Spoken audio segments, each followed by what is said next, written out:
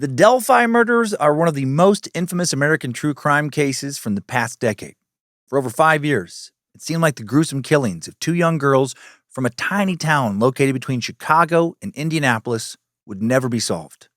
Locals were horrified and shocked that something so tragic could happen in their previously exceptionally safe community. Murders like these just weren't supposed to happen in a quaint little Indiana town of less than 3,000 people, where everyone knew everyone, or at least where they thought they did. Delphi, Indiana is a town where, prior to these murders, young kids, could safely play in the streets, ride their bikes around town, or run around in the local woods without any adult supervision or worry. It was a quiet town where the biggest, most newsworthy event each year was an annual bacon festival. It's a sleepy community, off the beaten path, lying along U.S. Highway 421, over 15 miles from the nearest freeway, I-65.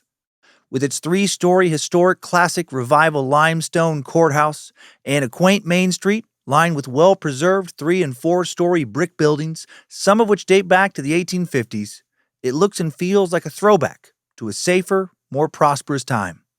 The pristine, picturesque, and well-maintained Wabash and Erie Canal Park sits just 10 blocks north of the Delphi Courthouse Square Historic District, which includes the recently restored Delphi Opera House. The crime rate outside of these two murders, practically non-existent.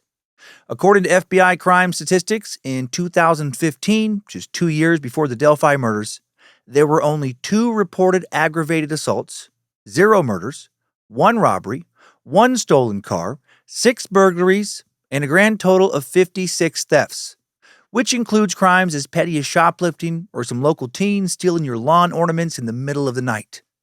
A crime on par with a pair of gruesome child murders had never happened before in the city's nearly 200-year history, going back to when Delphi was first platted in 1828.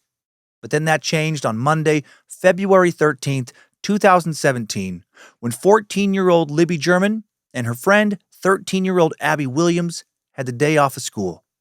After a sleepover with some other girls the night before, they were eager to get outside and walk the Monon High Bridge Trail located near an abandoned railroad bridge that has long served as a popular spot for local thrill-seeking kids.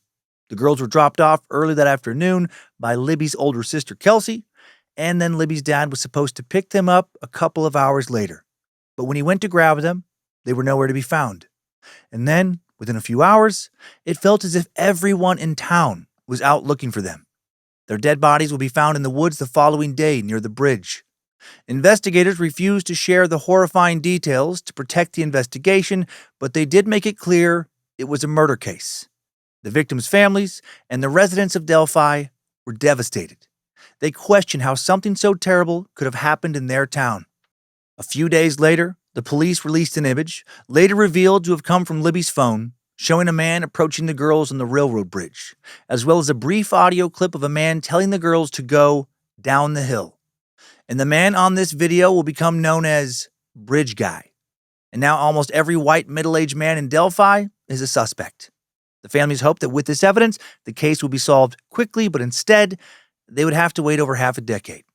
And then, when an arrest was finally made, the residents of Delphi were horrified to learn the Bridge Guy was no drifter, no disturbed stranger who had passed through town and then likely left forever. Instead, he was a local monster, thought to very likely still be living amongst them. This week, we'll cover the Delphi murders investigation from its beginning to its end, learn how the police found and arrested their suspect, and cover the recent cartoonishly combative and seemingly bungled trial of the man arrested for their murders. Was he convicted? Find out on this week's True Crime. Don't think I've come across a murder trial where the judge and the defense lawyers have hated each other this much before. Horrible crimes can happen anywhere, even in little towns where you'd least expect them. Edition of Timesuck. This is Michael McDonald, and you're listening to Timesuck. You're listening to Timesuck.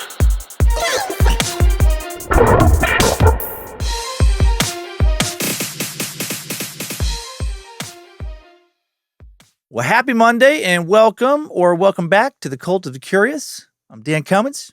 Shen Yun, backup dancer. Former Epoch Times editor fired for not being partisan. Apprentice to deceased neighborhood warlock Frederick Rogers. And you are listening to Timesuck. Hail Nimrod, hail Lucifina, praise be to good boy Bojangles, and glory be to Triple M. The gods of Timesuck have decreed that I share no announcements today. They'd like to use that time for some extra Calliope music. You'll see. Oh, you'll see. It's topic o'clock. Let's begin.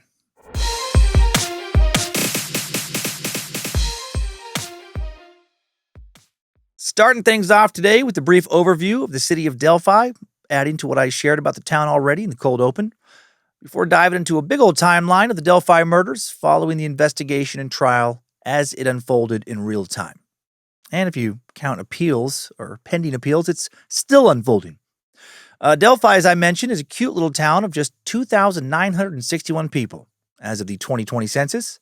It is the county seat of the very rural Carroll County, Indiana. It is the biggest town in Carroll County. The population of the entire county, just 20,306 people. According to the city's website, Delphi was named after the ancient Greek city of the same name. For many years, the Greeks considered Delphi to be the center of the world. It was the home of the ancient Greece's most important oracle, a shaman or priest-like figure thought to know the will of the gods. Delphi, Indiana, has never been considered to be nearly that important, but it's very cute. It was first settled by Europeans in 1824, the family of Henry Robinson, the first to arrive. It was platted in 1828 by General Samuel Milroy on donated land. Delphi was made the seat of Carroll County the same year it was platted, and the county itself, also established in 1828, named after Charles Carroll, the last surviving signer of the Declaration of Independence, who would die 4 years later in 1832. A founding father, Carroll was, for a bit of trivia, the only Catholic to sign the Declaration, and was one of the wealthiest and one of the most educated founders. Educated by Jesuits in France, he spoke 5 languages fluently, owned a massive family plantation in Maryland, and was worth, when the American Revolution began, the equivalent of $375 million, equivalent of that today, which made him the wealthiest man in all of the American colonies for a time. The Carroll County seat of Delphi was built in a favorable location in a large valley between the Wabash River and Deer Creek. The first settlers who moved to the area built their homes and mills along the banks of both these waterways. Indiana's very first state highway, as rudimentary as it was laid in 1826 along the Wabash River from the National Road at Terre Haute to Fort Wayne, guiding settlers to Delphi. Delphi was officially established as a town in 1835, then officially incorporated as a city 3 decades later in 1866. Backing up to 1840, the original Wabash and Erie Canal was completed, spanning from Fort Wayne to Delphi. Another canal connecting Delphi to Toledo, the Miami and Erie Canal, was finished by 1843, which opened the area up to further commerce. These 2 canals were combined with 2 other canals, all collectively referred to as the Wabash and Erie Canal, and it was the longest canal ever built in North America, over 460 miles long.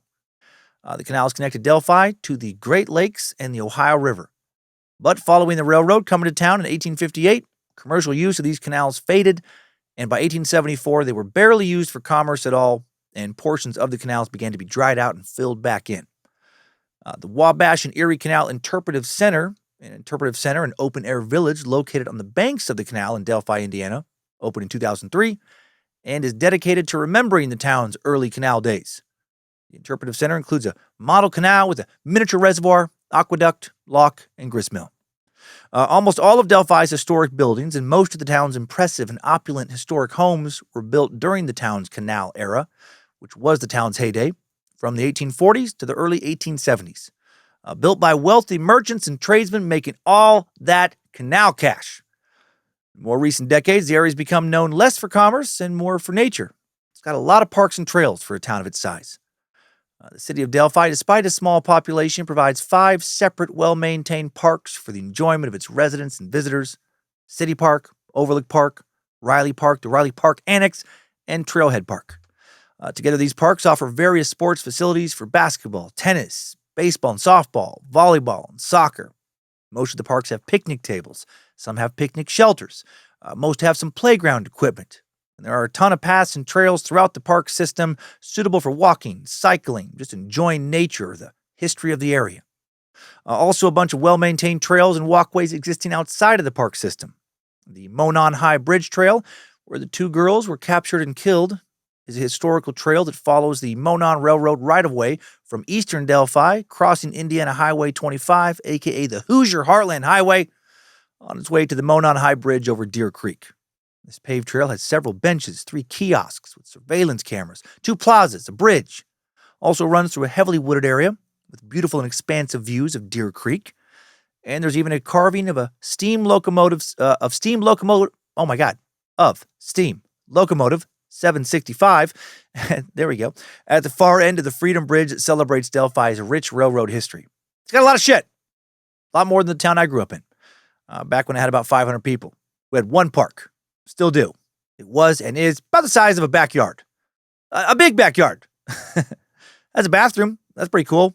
Does have a few tables. Work-wise, the largest employer in town and actually in the county is the Indiana Packers Corporation based in Delphi, where all kinds of pork-related products are made. Everything from jumbo hot dogs and premium lunch meat to thick-cut bacon and double-smoked hams. Eat that fucking meat! Vegans, not welcome in Delphi. In order to become a resident, you have to eat a half pound of either bacon or hot dogs in front of the mayor, who does hold a gun to your head while you do so with his itchy finger hovering over that trigger. I don't know why I said that. You can be a vegan there. If you want to be the local freak, you really do love meat there. It's the home of the annual Indiana Bacon Festival, for fuck's sake. Hogfolk land. Lou Graham, original voice of Foreigner. The dude who sang Feels Like the First Time, and Dirty White Boy, Double Vision. I don't know if that's how that one goes. Hot-blooded, and check it and see. She's as cold as ice. And more. Actually, he sang a fucking shit ton of amazing classic songs. He headlined the festival last year, in 2024. Probably ate some bacon. He followed a few other bands, and no surprise here, did follow a bacon-eating contest. As far as proximity to other bigger towns, Delphi, just under a 30-minute drive to Lafayette, Indiana, home to a little over 70,000 people. About an hour and 20 minutes from the city of Indianapolis, home to over 2 million people in this metro area. And now one more thing about Delphi before moving on, just because it really cracks me up. One of Delphi's most notable residents was a dude named William Fritz. William Fritz Afflis, Jr., to be exact, who was a professional football lineman for the Green Bay Packers from 1951 to 1954 before he turned to a career in professional wrestling in 1954. He would wrestle all the way until 1989, recently was inducted into the WWE Hall of Fame in 2021, very popular heel in the 50s, 60s, and 70s, but that's not why I'm bringing him up. I'm bringing him up because of his wrestling name. It was the fucking best. He was primarily marketed under the moniker of Dick the Bruiser, but wait, it gets better.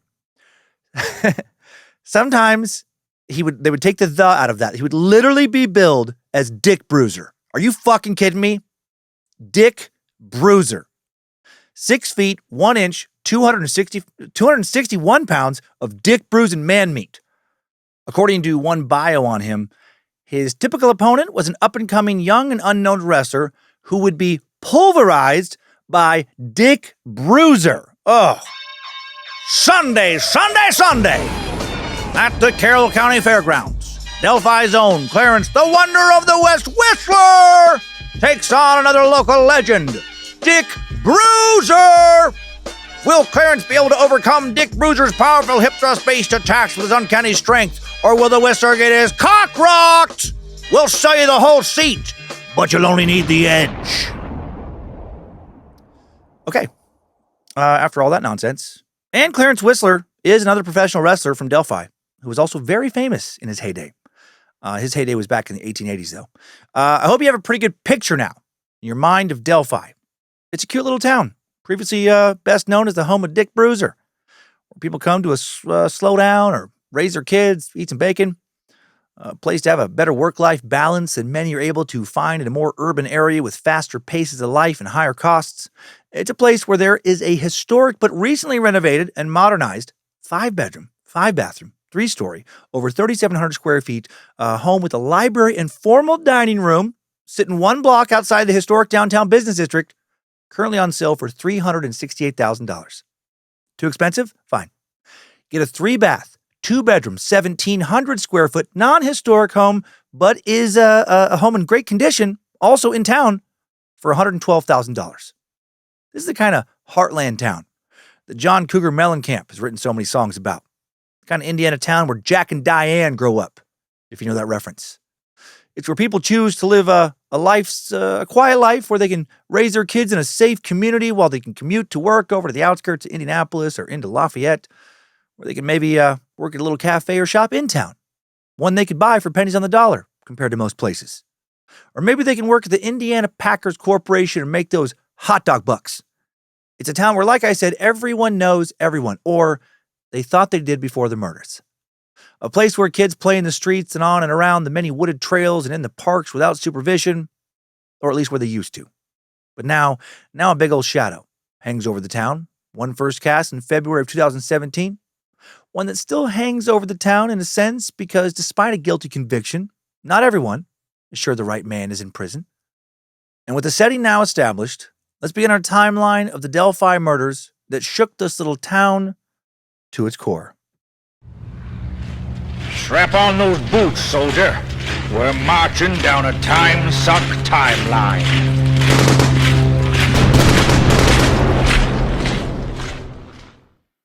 On February 13th, 2017, 14-year-old Libby German and 13-year-old Abby Williams went on a walk together along the Delphi Historic Trail in the east end of town. It'll be the last time anyone who knows and cares for them will ever see them alive. Libby and Abby were best friends, finishing their last year of junior high together. They'd grown up together, living just a few minutes' walk apart from one another just outside of Delphi. Liberty Rose Lynn German, known to friends and family as Libby, was born on December 27, 2002 in nearby Lafayette, due to Delphi just being too small to have a proper hospital of its own. She grew up playing volleyball and soccer and enjoyed swimming, painting, and crafting. Her grandmother, Becky Patty, described her as an active, smart, and social girl who had a lot of friends. She liked to watch true crime shows and, ironically, hoped to help solve unsolved murder cases one day.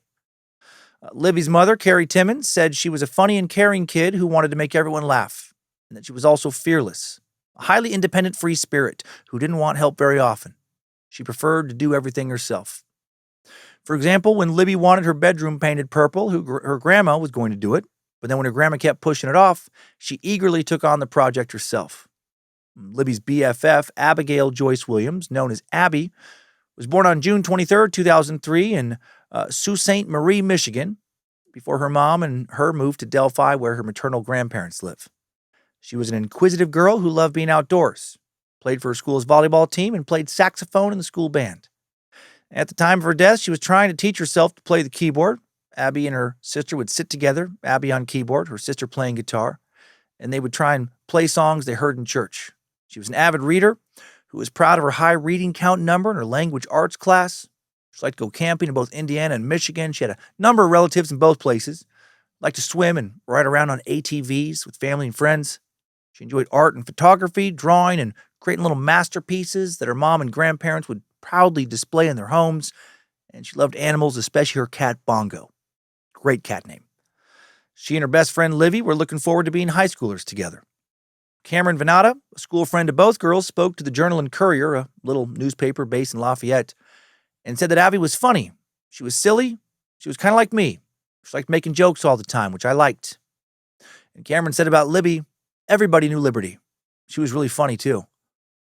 On the night of February 12, 2017, a Sunday night, Abby and Libby had spent the evening at Libby's grandparents' house. Libby and her older sister Kelsey were living full-time with their grandparents. Their mom, Carrie, was living in Lexington, Kentucky due to a, quote, complex family dynamic. The schools in Delphi were closed the following day, Monday the 13th, for a scheduled make-up snow day. Sounds like, according to some sources, there were other girls also staying the night. Fun little junior high sleepover. My daughter Monroe has had so many of those in recent years, such a special time in a girl's life. The next day, whatever other girls were at the sleepover, they went home. And Libby and Abby decided they wanted to go to the old Monon High Bridge, an abandoned railroad bridge over Deer Creek, about 1,500 feet just past the eastern edge of town. Monon High Bridge, often just called High Bridge, is an abandoned railroad bridge over Deer Creek, a creek that runs right through the middle of Delphi. It's an off-limits area next to a paved, well-maintained trail called the Monon High Bridge Trail. While this bridge is officially off-limits to the public, local kids have walked out on it for decades now. Sounds like a rite of passage. I bet Dick Bruiser used to walk out on that bridge and stop trains with nothing but willpower and cock. The bridge sits about 70 feet above the creek below it. It's in pretty bad shape these days, pretty bad state of disrepair. There's no railings. Some of the ties are rotting or missing. There's no trail on the far side of the bridge, an area that's heavily wooded. Those who walk down this bridge typically turn around and make their way back across it. Libby's sister Kelsey German recalled how the two of them would go mess around together on that bridge the previous summer. Kelsey said she didn't want to cross it, but she also didn't want to let her little sister Libby cross it by herself, and Libby was said to be fearless, and she definitely wanted to do it.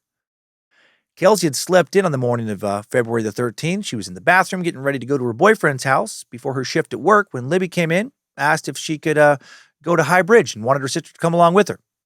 Kelsey did not want to go, but she agreed to take Libby and also her friend Abby.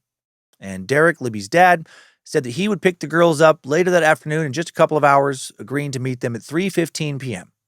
Becky Patty, Libby's grandma. Is there a more Midwest small-town grandmotherly name than Becky Patty, by the way? She had no problem with the girls going out to the bridge. Lots of kids in the area. They did it all the time. She said the girls went out to mess around in that area, quote, every so often. Apparently, sometimes when the girls got bored, Becky Patty said they would like to do little photo shoots outside. And she didn't mind them going to play around in the woods near town because she thought it was better than them just staying inside all day and playing video games. I get that, Becky Patty. Before she left, Libby walked into her grandmother's home, or home office to say goodbye. Becky Patty told her to grab a jacket, which sounds like something a Becky Patty would say. It was sunny but still cold that day with a high of 45 degrees Fahrenheit and a low of 34. The last thing Libby said to her grandma when she didn't grab a jacket was, "Grandma, I'll be okay." Libby's sister Kelsey recalled that as she drove the girls to High Bridge Trail, they were singing in the car, having a great time. She dropped them off, reminded them to grab their sweatshirts, told Libby that she loved her, and then watched them walk off into the woods together. And that was the last time she would see them alive. The girls' final movements were documented with Libby's cell phone activity. They quickly left the paved trail and walked out onto that old bridge. At 2:05 p.m., Libby posted a photo of High Bridge on Snapchat. Just 2 minutes later, at 2:07 p.m., she posted another photo, this time of Abby walking across the bridge. Erica Gibson, one of the girls' friends, said in an interview for a 2-part 2022 docuseries about the murders called Down the Hill that it might have been Abby's first time walking out on the bridge. As mentioned, Libby's father, Derek, was supposed to pick the girls up that afternoon at 3:15, just over an hour after Libby's final Snapchat photo. He arrived at Monon High Bridge Trail on time, didn't see the girls immediately. When he couldn't get into contact with Libby and wasn't seeing them near the trailhead, he walked down the trail to look for them. At 3:30 p.m., he called Libby's grandmother, Becky Patty, and told her, "I'm here at the trails. Have you heard from Libby?" She, of course, had not. Becky Patty now tried calling her granddaughter, but of course she didn't answer. By 4:15 p.m., according to Kelsey, she was kind of freaking out. Kelsey also said that that was somewhat normal for Becky Patty, who could be a bit of a worrier. Kelsey was not worried at this moment. She told her grandma she would pull off work early, head down to the trail, start searching for her sister and Abby along with her boyfriend. When Abby's mother, Anna Williams, was told Libby's family could not get a hold of her, it doesn't sound like Abby had a cell phone, she said, "I wasn't super worried. It just didn't seem like too big of a deal right to begin with. I mean, they were probably off visiting with friends and lost track of time. And you just don't worry about it when you're here. It's a small town." Again, prior to these murders, really bad shit like this literally never happened in Delphi. Ever. Neither girl had a good sense of direction and assumed they probably just got lost. She said the idea that it could be anything but that just didn't make sense. Meanwhile, Kelsey and her boyfriend Cody crossed the bridge, started looking in the woods beyond, but they couldn't find a trace of the girls anywhere. Now they started to worry that something was actually wrong. Kelsey called her mother, Carrie, who was 250 miles away in Lexington, Kentucky, and Carrie was immediately concerned. She knew Libby would not run away because she would have never wanted her family to worry about her like that. They also knew the girls wouldn't be at a party or hanging out with boys. They just weren't quite there yet. As the sun started to set around 5:20 p.m., the families made the decision to call the police and report the girls missing. When making the report, Becky Patty mentioned that Libby was afraid of the dark and would not stay out in the woods unless something had gone seriously wrong. And the police, to their credit, took the call very seriously, and they got right on it. No need to wait 24 hours to start looking for the girls in this case. It's not like, when people are living in a big city. A big benefit of a small town police department, in my opinion, is that they probably know you. And compared to law enforcement in the city, they don't typically have as much to do. not as many pressing things. So they jumped on a manhunt immediately, and the local volunteer fire department also did, assisting in the search effort. Firefighters started going door to door to ask if anyone had seen the girls. And before long, hundreds of people in town stopped whatever they were doing to join the search. Another benefit of small town life, a much tighter sense of community than anything I've at least ever experienced in the city. If a kid would have went missing in Riggins, Idaho, when I was growing up there, literally most of the town, I am convinced, like with certainty, most of the town will be out looking for them within hours, maybe within the hour. If people were really concerned. Businesses would have shut down, the school would have closed for the day, would have been all hands on deck. Becky Patty later recalled, it was amazing to see how many people, at the drop of a hat, dropped everything that they were doing and came out and searched. There were flashlights everywhere. It was just like the stars in the sky, Well, the outcome of this search will be horrific. The search itself was beautiful. Carroll County Sheriff at the time, Toby Lesenby, initially felt confident that they would find the girls unharmed, but then that opinion changed after nightfall. Now he felt in his gut that something was different about this case. Something was wrong, very wrong. The official search was called off for the night around 1:30 a.m., but how cool is this? A whole bunch of volunteers just kept looking. They decided to literally stay up the entire night and continued searching on their own. They were not comfortable going to bed not knowing where these girls were. As the night wore on, the girls' families began to fear that the girls were going to develop hypothermia. The temperature, as I mentioned, was dipping to just a few degrees above freezing. A couple hours after the search officially ended, at around 4 a.m, Valentine's Day, ended for the night, February 14th, Sheriff Toby received word that a cell tower had picked up a fresh signal from one of the girls' phones. Were they still alive? And now, only a few hours after the search had been called off for the night, Lesenby asked his men and the volunteer firefighters to come back out and start looking again. The ping was coming from the Monon High Bridge area. A few firefighters now searched that area a second time, but they couldn't find that cell phone or the girls. Not right away. Hundreds were out looking again, the morning of the 14th, Valentine's Day, just after sunrise. After around 6 hours of more intense searching, at 12:15 p.m., the girls' bodies are found in a wooded area along the north bank of Deer Creek, about a quarter of a mile from High Bridge. Investigators were initially tight-lipped about the details. They actually wouldn't release many details at all for years to protect their investigation, but they did say that the girls had been murdered, and locals, of course, were shocked. The girls had been found on a 40-acre lot owned by a local man named Ron Logan. A local volunteer had found them by using the camera on his cell phone to zoom in on an area down along the creek. Meanwhile, Libby's mom, Carrie Timmons, had almost made it to Delphi to join the search effort when she received a call from her ex-husband, Derek, who said they had found the girls. And just for a moment, a brief, wonderful moment, she was relieved. But then when she heard silence on the other end of the phone, she knew before Derek even said anything else that her daughter was gone. My God, what a terrible, painful life moment. A local pastor broke the news to Abby's mother, Anna Williams.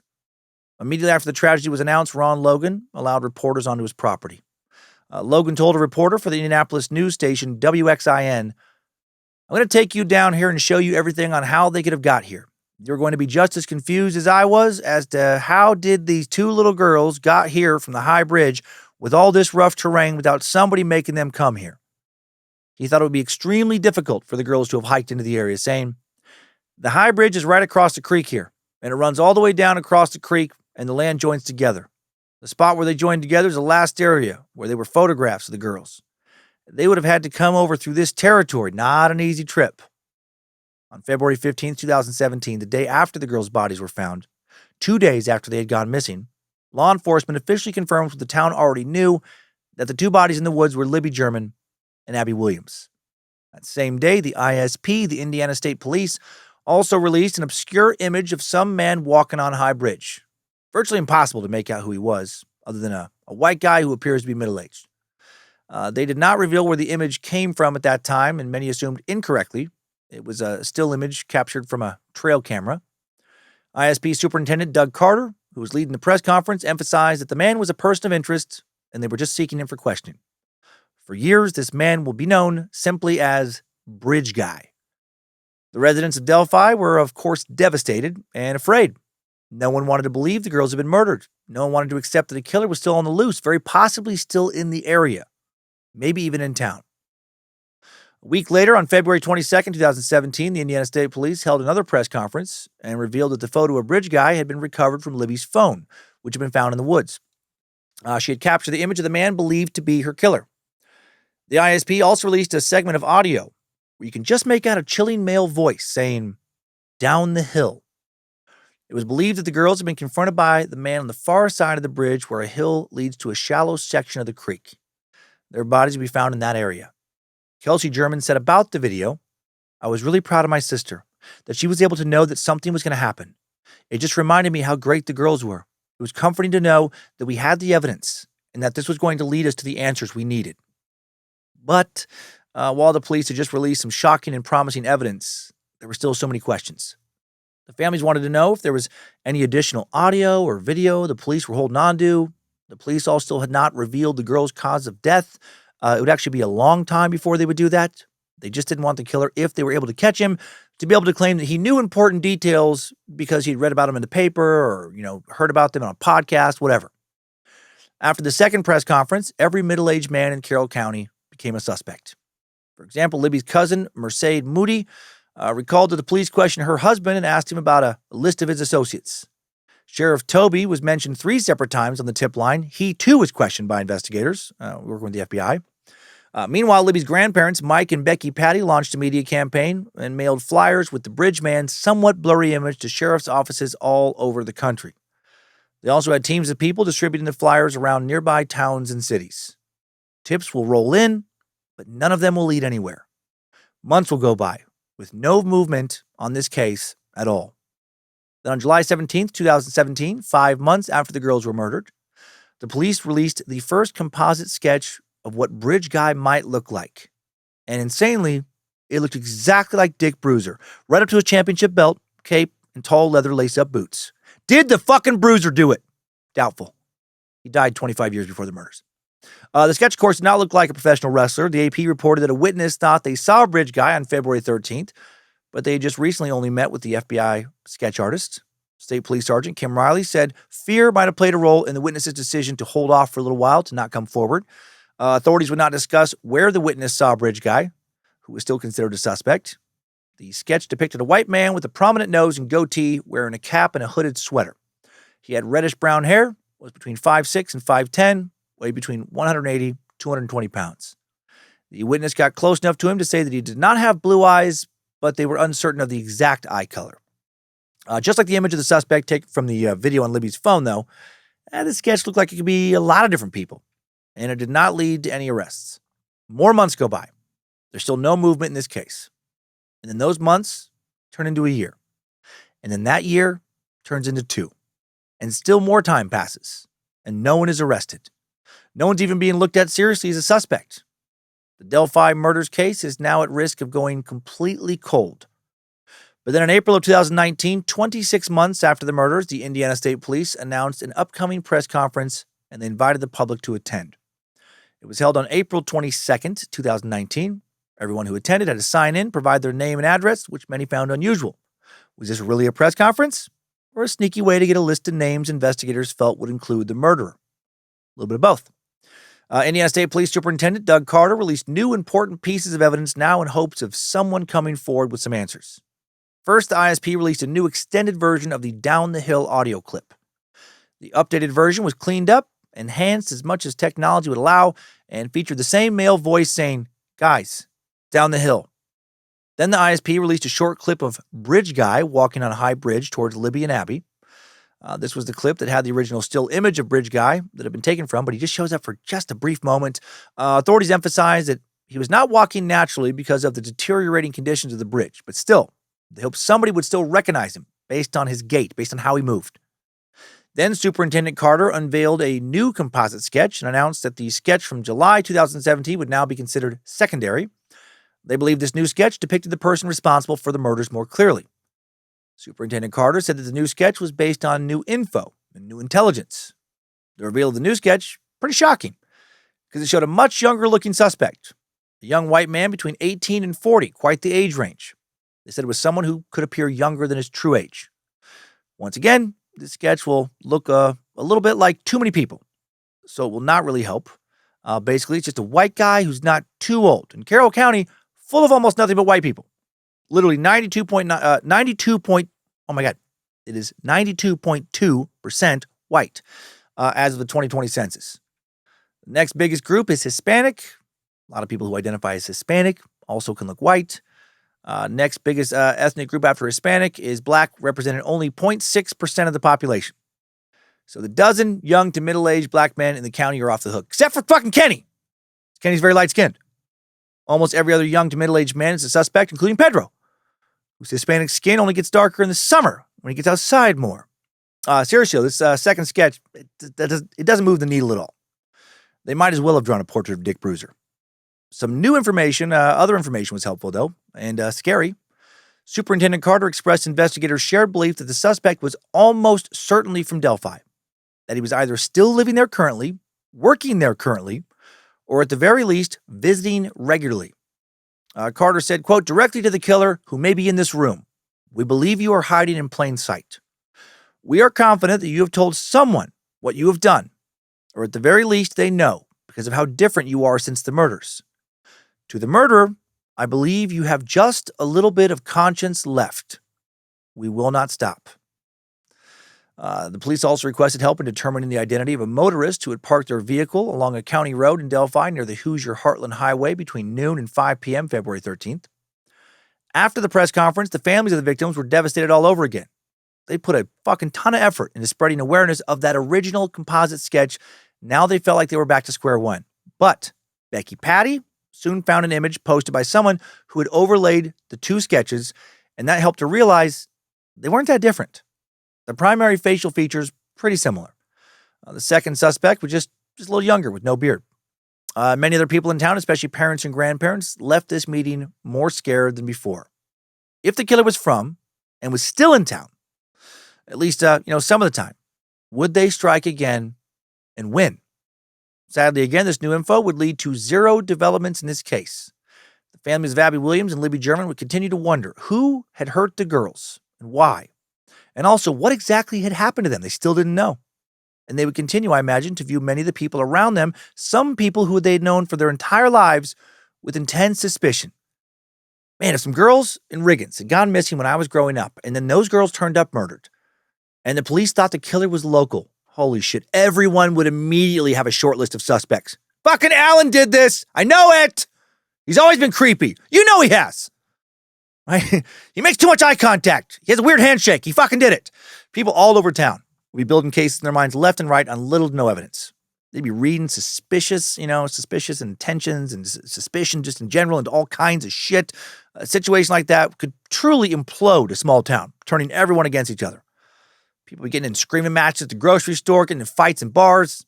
All sorts of horrible shit would be said about all sorts of people, and wounds would be left that would take a long, long time to heal if they would ever heal.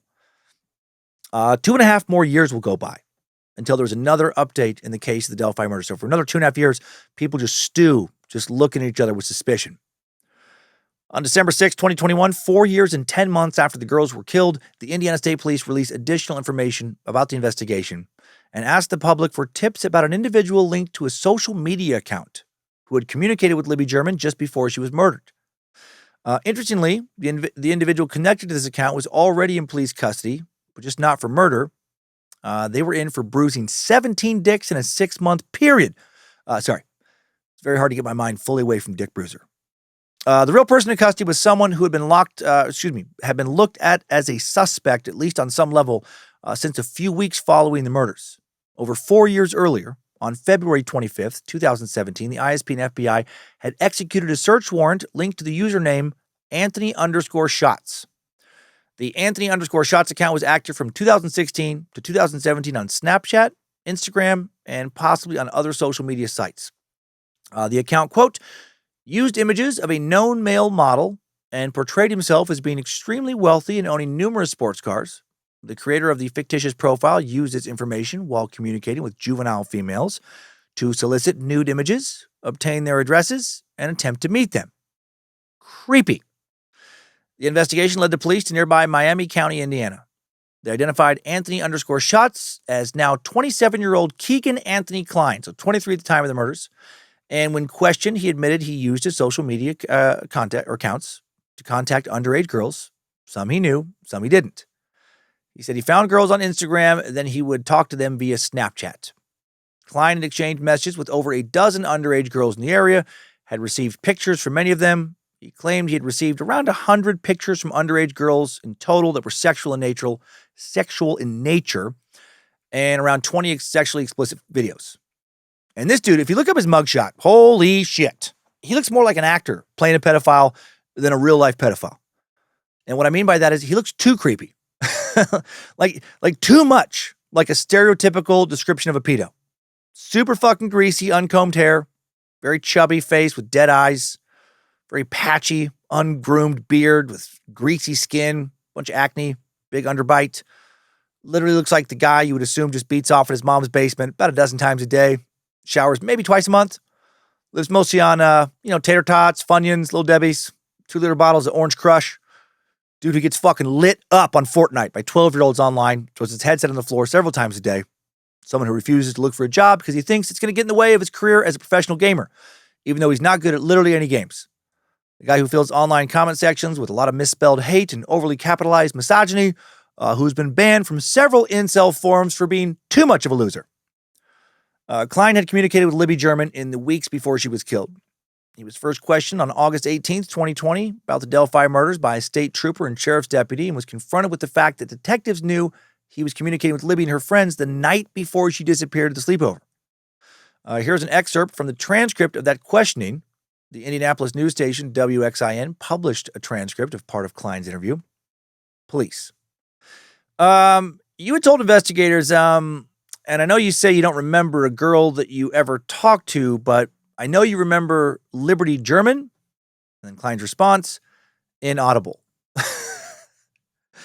Again, he is cartoonishly creepy. Hey, bud, we know you talked to that girl who was murdered right before she died. What's going on there? I was trying to, my mom said I had to be inside earlier night. Okay, back to the transcript. Police. Right. Followed his inaudible fucking mumble. Right, and you know you talked to her and you admitted to talking to her, and then Klein says, I don't think I ever did, though. I think I talked to one of her friends, like I told him, and then it just devolves into mumbling. I just tried to talk to him, my mom's bust my balls, trying to beat off, you can't, the lotion runs out, sometimes your hands get dry and your balls sore. Police, you admitted you talked to her, Klein. Once again, inaudible mumbling. I talk to a lot of people. I talk to, people, and sometimes you just talk to people and look at your boobs, and, you just look at them, and you just wish thinking dirty thoughts, and you just kind of gurking, and you come, and mom gets mad because your sheets smell. Police, for a few hours at a sleepover, and then you blocked her because she was annoying. You remember? Now he actually says something fucking coherent. Klein says, you're right, yeah. Police, you remember that? Klein, yeah.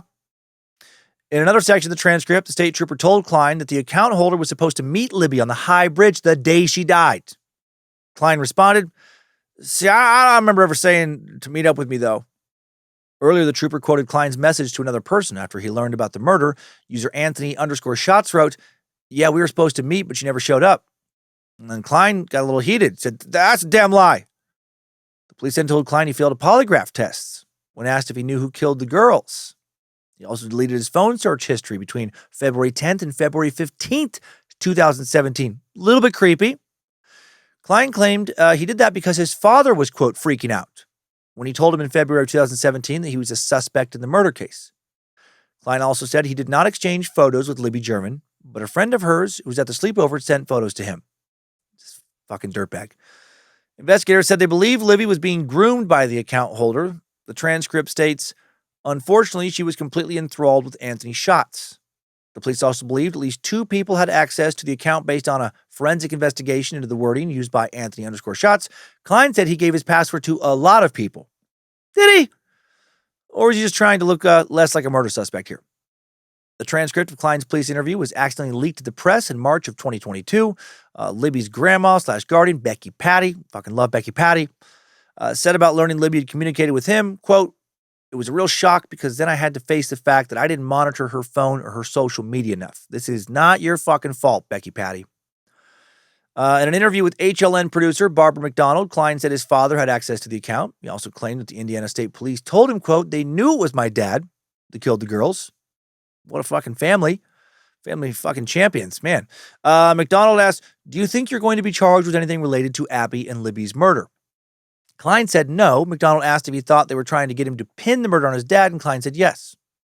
He added, because when I first got arrested, they told me that they knew it was my dad, and if I tell them all my charges will be dropped.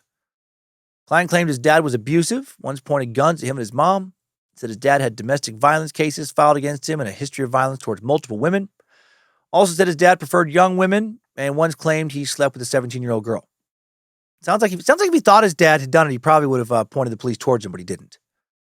Also, pretty bummed that he didn't continue to mumble in that interview. I mean, my dad's, my fucking dad's son, chip off the whole block, and me and my dad, he's creep, I'm a creep, and that's how fucking creeps work. And sometimes you just hold trees full of fucking creeps and you jerk off. August of 2020, old fucking Mumbles McGee was charged with 30 felonies, including possession of a shit ton of child pornography, child exploitation, obstruction of justice, child solicitation, and synthetic identity deception. March 30th, 2023, he will plead guilty, probably almost inaudibly, to child exploitation charges, and on July 27th of that year, his greasy, dead-eyed ass will be sentenced to 40 years in prison, where he's probably fucking mumbling right now. I'm one of fucking people who try to fuck my butt. I don't know why you gotta fuck my butt, why you fuck your own butt. I fuck your butt sometimes. You can just dig your butt, dig my butt. Let's now shift focus back to the main timeline of the Delphi murders investigation and jump back in during the spring of 2022. It's been over 5 long years now since the murders. In May of 2022, the Murder Sheet podcast, hosted by former Insider reporter Anya Kane and Indianapolis attorney Kevin Greenlee, obtained and shared court documents indicating an FBI agent believed there was probable cause to search the home of Ron Logan, that dude who owned the land where the girls' bodies were found. Girls were found only 1,400 feet from his house. Turns out authorities had searched his property back on March 17, 2017. The warrant issued for searching Ron's place revealed some additional details about the case to the public, including that the audio recorded of the man saying "guys" down the hill was 43 seconds long in total. Also, investigators revealed that they had found a large amount of blood at the scene, leading them to believe the perpetrator would have almost certainly gotten blood and probably a lot of it on their hands and or clothing. They thought the individual may have also taken a souvenir from the crime scene and may have also, quote, moved and staged the bodies. The warrant did not specify what was missing, but noted the, quote, rest of their clothing was recovered. Investigators had also recovered unknown fibers and unidentified hairs from the scene. The FBI agent who thought Ron Logan might have killed the girls also believed Logan's build matched that of Bridge Guy, and his voice was not inconsistent with the recording. And 2 women who were interviewed about Ron Logan said he had been violent with them in the past. One woman said she was frightened of him. Both women thought he was the man in the video. That's noteworthy. Logan also owned numerous weapons, which the police knew about because they searched his home as part of an investigation into a probation violation. Police also learned that Logan drove a truck to the transfer station in Delphi to drop off trash on February 13th, around the time the girls went missing. This admission initiated the investigation of the probation violation because he was prohibited from driving. Finally, investigators also said Logan lied about his alibi. So did he do it? Well, Logan had told police a friend had picked him up on February 13th between 2 and 2:30 p.m. to take him to an aquarium store in Lafayette. He then contacted a family member on the morning of the 14th, instructed them to tell the police about this trip. He asked the family member to say that they returned home between 5 and 5:30 p.m. on the 13th. It appeared Logan asked his family member to lie before any crime had even been discovered. And that, of course, makes him look real guilty. During the March 6, 2017 probation violation search, investigators did find a receipt from the store dated February 13th with a checkout time of 5:21 p.m. It would take Logan 30 minutes to get to the store from his home, which put his return timeline somewhat in doubt.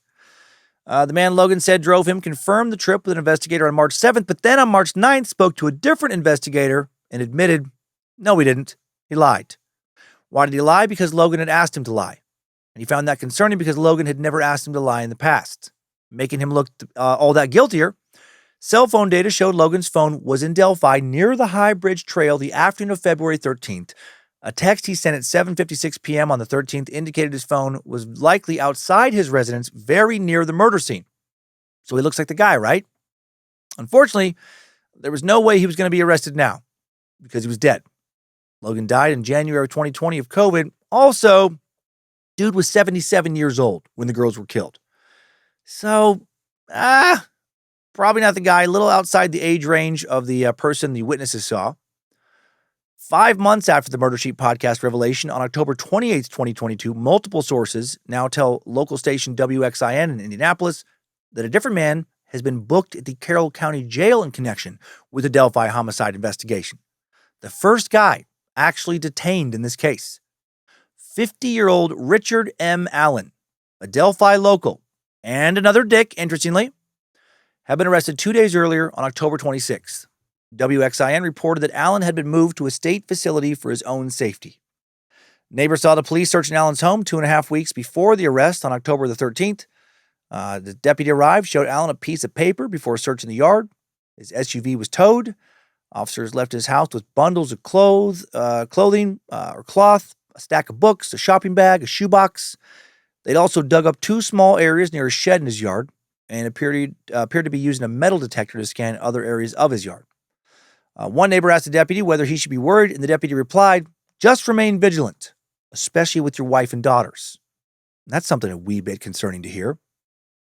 3 days after WXIN learned that a man had been booked in the Carroll County Jail in connection with the Delphi homicide investigation, on Halloween, October 31st, 2022, Richard Allen is officially charged with 2 counts of murder. He pleads not guilty, and he'll remain at the White County Jail without bond. Authorities emphasized that the investigation was still not complete, and they encouraged people to continue submitting tips. Libby's grandmother, Becky Patty, and her aunt, Tara German, spoke to the media about the arrest. Becky Patty said she didn't know Allen, but Tara was a regular at the local CVS where he worked, and she recognized Allen from shopping there. She said, quote, "I went into the store to print photos of Libby for the funeral, and he was the one who helped me. I was a mess trying to get the images off my phone. Once they were printed, he looked at me and said, 'I'm not going to charge you for this.'" Towards the back of the Delphi CVS store near the pharmacy counter, there was a wanted poster featuring the image of Bridge Guy front and center, and it would stay up for years. Richard Allen most likely saw it every time he came to work. On November 22nd, 2022, this dick was granted a bail hearing, and interestingly, the prosecutor said in court that Allen might not be the sole suspect. A week later, on November 29th, the judge released a redacted version of the probable cause affidavit. Allen was linked to the case thanks to investigators finding an unspent .40 caliber bullet less than 2 feet from one of the girls' bodies. Not shell, not casing, the whole fucking bullet. During Allen's second interview on October 13th, 2022, he disclosed he had a firearm at his home, multiple firearms, but he also had one of them was a .40 caliber Sig Sauer pistol, which he had purchased in 2001. The gun was collected during the search, and then lab analysis confirmed that the bullet from the crime scene was cycled through that firearm. Allen had said that no one else had used his gun, and then he couldn't explain why a bullet cycled through his gun would end up at the crime scene. Affidavit also revealed new details about the video. Shows Libby recording the trail before turning the camera to Abby. The bridge guy comes into view. Libby tells Abby, "The trail ends here. We have to go down." As he approached, one of the girls could then be heard mentioning the word gun, and then the man said, "Guys, down the hill." The video ends with the girls walking down the hill. By now, you might be wondering if Allen had remained in Delphi this whole time, for over 5 years, how the hell had the police not zeroed in on him way earlier? Well, he'd been overlooked due to a simple clerical error.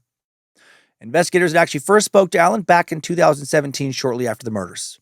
He had admitted that he had been on the Monon High Bridge and also on the nearby Freedom Bridge between 1:30 and 3:30 p.m., the day of the murders, which lined up fucking perfectly with the window of time in which the girls were murdered. Allen had said he was on another bridge, most likely Freedom Bridge, when he had seen 3 girls walking in the area. Those girls had been found by authorities, and they told the police they remembered passing a man who they thought was, quote, kind of creepy. One of them, they tried to say, they said, or one of them said they tried to say to this guy hi, but he didn't respond and, quote, glared at them.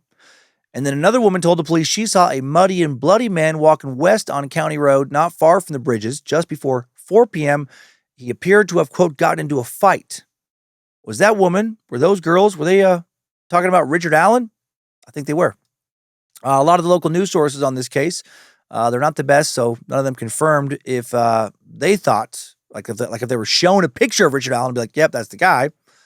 One source shared that no witnesses recalled seeing Richard Allen on the trail after 2:13 p.m. when the video of Bridge Guy was taken, though. Why wasn't the investigation focused on Allen after his initial admissions? Well, a civilian FBI employee either mislabeled or misfiled info collected on Allen. And then that info does not show up in the correct spot during future data searches, and it just gets lost, according to a source that spoke to WXIN. How does that happen in an investigation this important? Human fucking error. It can strike at any time, in any situation. Richard Allen's information sat in a box with thousands of other names for over 5 years until it finally caught a volunteer's attention. In September of 2022, volunteer receptionist Kathy Shank, pretty cool name, filed a new tip in an online database, came across the earlier info on Allen. She realized the importance of the time Allen said he was on the trail, so she submitted the tip to the detective in charge of the case now, and that detective revived the investigation into him. New Carroll County Sheriff Tony Leggett said that Allen, quote, got lost in the cracks. In December of 2022, a gag order was issued to prevent those involved in the case from speaking about it. Then on April 6, 2023, Allen's legal team files an emergency motion to modify his safekeeping order, claiming Allen was not being treated like other detainees. On June 13th, Allen's defense team files a motion to suppress certain ballistic evidence now. On June 15th, Allen comes to court for a bail hearing, and the judge, Francis, a.k.a. Fran Gull, then hears arguments over several issues. This is an interesting trial forming here. Prosecutors informed her that Allen had confessed 5 or 6 times, but his attorneys said those confessions could not be trusted due to his mental state. The exact nature of his mental state not disclosed at this time. Dude was able to keep his shit together well enough to be working at CVS right up until his arrest. How bad could it have been? Allen's attorneys also asked for him to be moved from prison to a county jail due to a decline in his physical and mental health, but that request is denied. Next day, June 16th, 2023, the defense claims that Allen's mental and physical state is worsening in isolation. Oh, fuck, of course it is.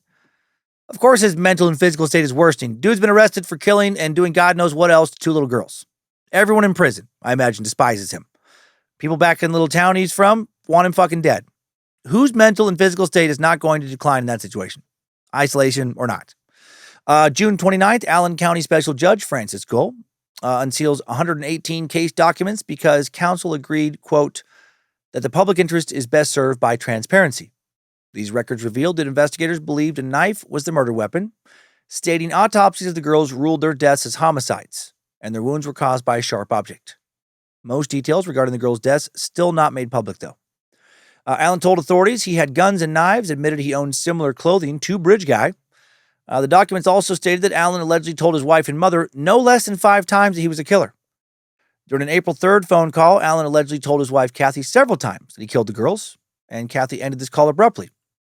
In a separate document, Allen's attorneys argued that around the time the call was made, Allen, quote, appeared to be suffering from various psychotic symptoms, which counsel would describe as schizophrenic and delusional. Allen experienced memory loss and, quote, an overall inability to communicate rationally with counsel and family members. This was apparently much different than his usual behavior and mental state. The documents provided more information about the crime scene, including the fact that a pair of underwear and a sock belonging to the girls were missing from the spot where the bodies had been found. Libby's phone was found underneath her body. On September 18th, 2023, Allen's defense attorneys Andrew Baldwin and Bradley Rossi filed a motion discussing the alternative theory that the murders were part of an occult ritual. When all else fails, throw a satanic panic Hail Mary, I guess. Prosecutors called their claims unfounded with absolutely no proof, but the defense pointed out that the investigators spoke with key suspects whom they believed were at the center of this theory. Okay? The defense's 136-page motion, it's a fucking novel, opened with, quote, members of a pagan Norse religion called Odinism, hijacked by white nationalists, ritualistically sacrificed Abigail Williams and Liberty German. And I would say, get the fuck out of here. But also, that's a fantastically entertaining theory. The Anti-Defamation League defines Odinism as a term frequently given to a racist variant of the Norse pagan religion known as Alsatru. Alsatru is a religious sect that attempts to revive ancient Norse religious beliefs and practices of pre-Christian Europe. Alsatru, and I know I'm not quite inflecting my tongue right, I'm not going to try and say it like somebody from Iceland would, is not in itself a racist religion, though some white supremacists consider themselves Alsatruists. Odinism is sometimes referred to as Wotanism, tends to be popular among white supremacist inmates. Odinism combines white supremacist beliefs with neo-paganism. Followers worship the Norse god Odin, or at least fucking think they do. Many elements of Norse culture and belief used in Odinism, also used by the Nazis. Odinism was concerned even in the late 90s with when Also True leaders opened more prison ministries. The Southern Poverty Law Center reported that many of their followers were incarcerated white supremacists. Key leaders had known neo-Nazi or anti-Semitic backgrounds. According to the SPLC, Also True means belief in the gods. It has been officially recognized as a religion in Iceland since 1972. It's a religion that emphasizes magical elements of European polytheism. The religion, which revives a pre-Christian pantheon of Norse gods, is appealing to white supremacists because it mythologizes? Yeah, I don't know why that word sounds weird to me right now. It mythologizes the virtues of early Northern European whites, seen as wandering barbarians, deeply involved in a mythical relationship with nature, struggling heroically against the elements. It sings the virtues of tribe or folk, strongly emphasizing genetic closeness, and it credits whites with building civilization and an ethic of individual responsibility. According to author Jeffrey Kaplan, who wrote the study Radical Religion in America in 1997, an early international promoter of Odinism was Australian Nazi sympathizer Alexander Rood Mills, who influenced American Odinist Elsie Christensen, who published the Odinist newsletter in the early 70s. Stephen McNallen formed the first Also True organization in the U.S. called the Also True Free Assembly. In 1978, McAllen said he sympathized with the, quote, legitimate frustrations of white men who were concerned for their kind, but he tried to lessen the Nazi Odinist identification. McAllen will shut down his group by 1987, and there have since been other offshoots with extremely racist beliefs. Some members have committed violent acts, including murder, but sacrifice of 2 white girls? Come on. Odinism is considered a reconstructed faith because we have very little evidence of how the ancient Norse actually practiced their religion. The larger Norse neo-pagan community has disavowed groups connected to white supremacist ideology. Referring back to the 136-page motion, the defense alleged investigators failed to turn over evidence in reports suggesting the crime was part of a ritualistic sacrifice. They alleged investigators consulted with a professor regarding potential Odinism signatures at the crime scene, but this supposed professor was never identified. The defense claimed a parallel investigation by 3 officers led to some obvious Odinist cult suspects, but those leading the investigation did not follow these leads because of, quote, incompetence or a concerted intentionality. The filing spent almost 60 pages discussing various individuals who were purportedly members of this cult. Investigators in the Delphi case were allegedly aware of these allegations, and a few investigators spent some time looking into a cult connection. According to the defense, investigators hastily dismissed the idea after consulting with an expert. They also cast doubt on the alibis offered by the alleged cult members. At least one of the alleged cult members supposedly knew details about the crime scene that were not public knowledge. Another was the subject of a tip to investigators just 2 days after the bodies were found. The individual was allegedly a member of the Vinlanders, which is another term for Odinist followers, and posted social media photos of half-dead women and symbols made out of tree branches. They claimed investigators failed to provide information about Brad Holder, a local Odinist whose son was reportedly dating Abby Williams. Brad Holder apparently posted images on social media that mimicked the runes supposedly found at the crime scene, which is pretty weird if true. Filing stated the defense believes that the court will be shocked at the number of clues or Easter eggs, both before and after the murders, that Holder openly posted on his Facebook page that pointed the finger to his involvement in the murders. The defense claimed the position of Abby's body mirrored a painting titled Odin Hanging from World Tree. The defense called the painting evidence of an additional dark, demonic component to Odinism, at least if articles concerning Odinist human sacrifice and imagery found on the internet. The painting shows, quote, a man hanging upside down from a tree who has been sliced in the neck with blood dripping to the ground. This man's arms are posed similarly to Abby's at the crime scene. This man's legs are also posed similarly to Abby's at the crime scene. His left leg is straight, his right leg is bent at the knee. The only difference is that the man's right leg is placed over the left leg, while Abby's right leg is posed under her left leg. The painting appears to be depicting a myth from Norse belief that Odin sacrificed himself on the branches of the world tree. He stabbed himself and hanged upside down for 9 days to obtain the wisdom of the runes. But Norse paganism does not practice human sacrifice. And though some Odinists have murdered people due to their beliefs, those were not ritual sacrifices. An expert told News Nation, the closest thing that you might find among some Odinists is that there might be some ritual sacrifice of animals like chickens. The filing also stated sticks and tree branches were deliberately, carefully, and proficiently placed on each girl in a certain arrangement, mimicking certain runes. At least one of the branches appeared to have its end cut off cleanly by some type of tool, like an electric saw, providing proof of a preconceived plan. Additionally, the blood of Liberty German was used as the paint to mark a tree with a rune that looks similar to the letter F. With a simple Google search, these runes would be identifiable as one of the many calling cards of this pagan religious cult. Runes were the alphabet system used by the Vikings. Some runes resemble modern letters. A symbol that looked like the letter F was allegedly painted on a tree in blood at the crime scene, and an F was allegedly made with an arrangement of sticks. The defense argued it appeared to be the rune Onsus, which resembles the letter F. In Norse neo-paganism, runes are associated with spiritual and magical significance, and the rune Onsus is associated with Odin. White supremacist groups have used runes to signify their beliefs, but Onsus not one of the commonly used ones. The defense also alleged that Allen was abused by Westville guards who were part of this Odinite cult. What the fuck is going on out there in rural Indiana? The Indiana Department of Corrections does recognize Odinism as a religion, despite it previously attempting to ban the group group worship by followers in prison. In their motion to have Allen moved to a different facility, his attorneys wrote that some prison guards were wearing patches with Odinist symbols. One said, "In Odin we trust," when he got to prison. But when this was looked into later, none of these guards were found to be wearing these patches. Two COs did admit, though, in affidavits that they did wear patches tied to a pagan religion, just not to Odinism. Again, what the hell is happening? Another inmate claimed corrupt and ranking officers were calling Richard Allen a child killer, teasing him that he has a visit from his family. Is that really a big deal? I mean, he is in prison because he was charged with killing 2 kids. Did he expect not to be called a child killer? Not to be teased?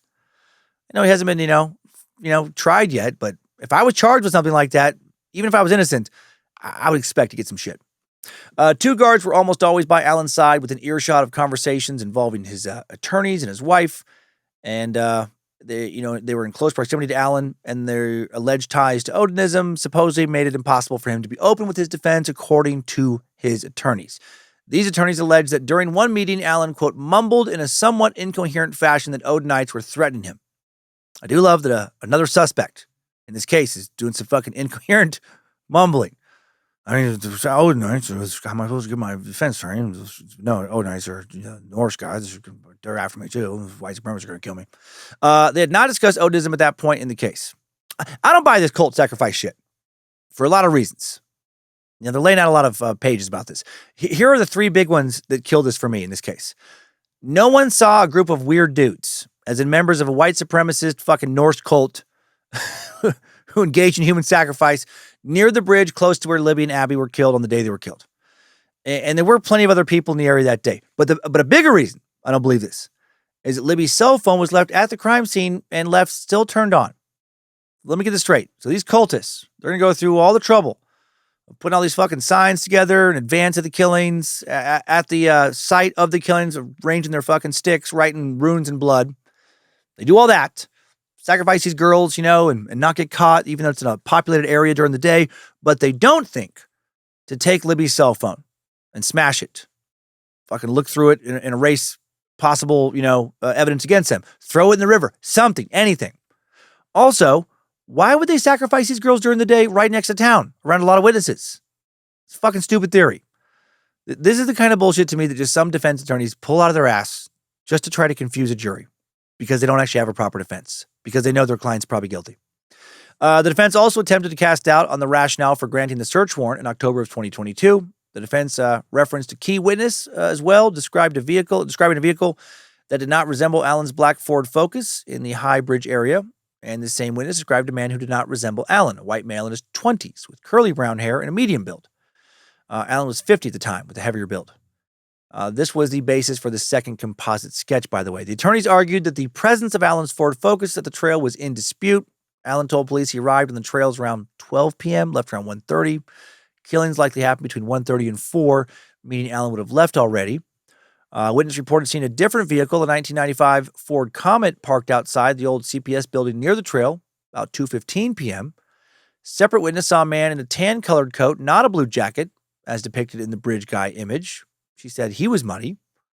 The defense wrote, there is a reason that in his sworn affidavit, Liggett, the sheriff, concealed key information from Judge Diener and lied about other key information. Had Diener known the hidden and falsified facts, then Diener would have never signed the search warrant, a search warrant that was already insufficient in linking Richard Allen to the murders even before Liggett's lies and deceptions.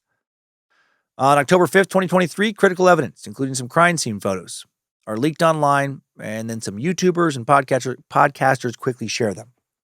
On October 9th, 4 days later, Mitch Westerman, a friend of defense attorney Andrew Baldwin, called Baldwin, admitted to being behind the leak, admitted that he took photos of evidence, shared them with a man who then shared them with an individual in Texas who distributed the photos. What a guy. Westerman had been employed at Baldwin's law firm at one time. They had remained friends for several years. He no longer worked with Baldwin, but frequently stopped by the office to visit with him.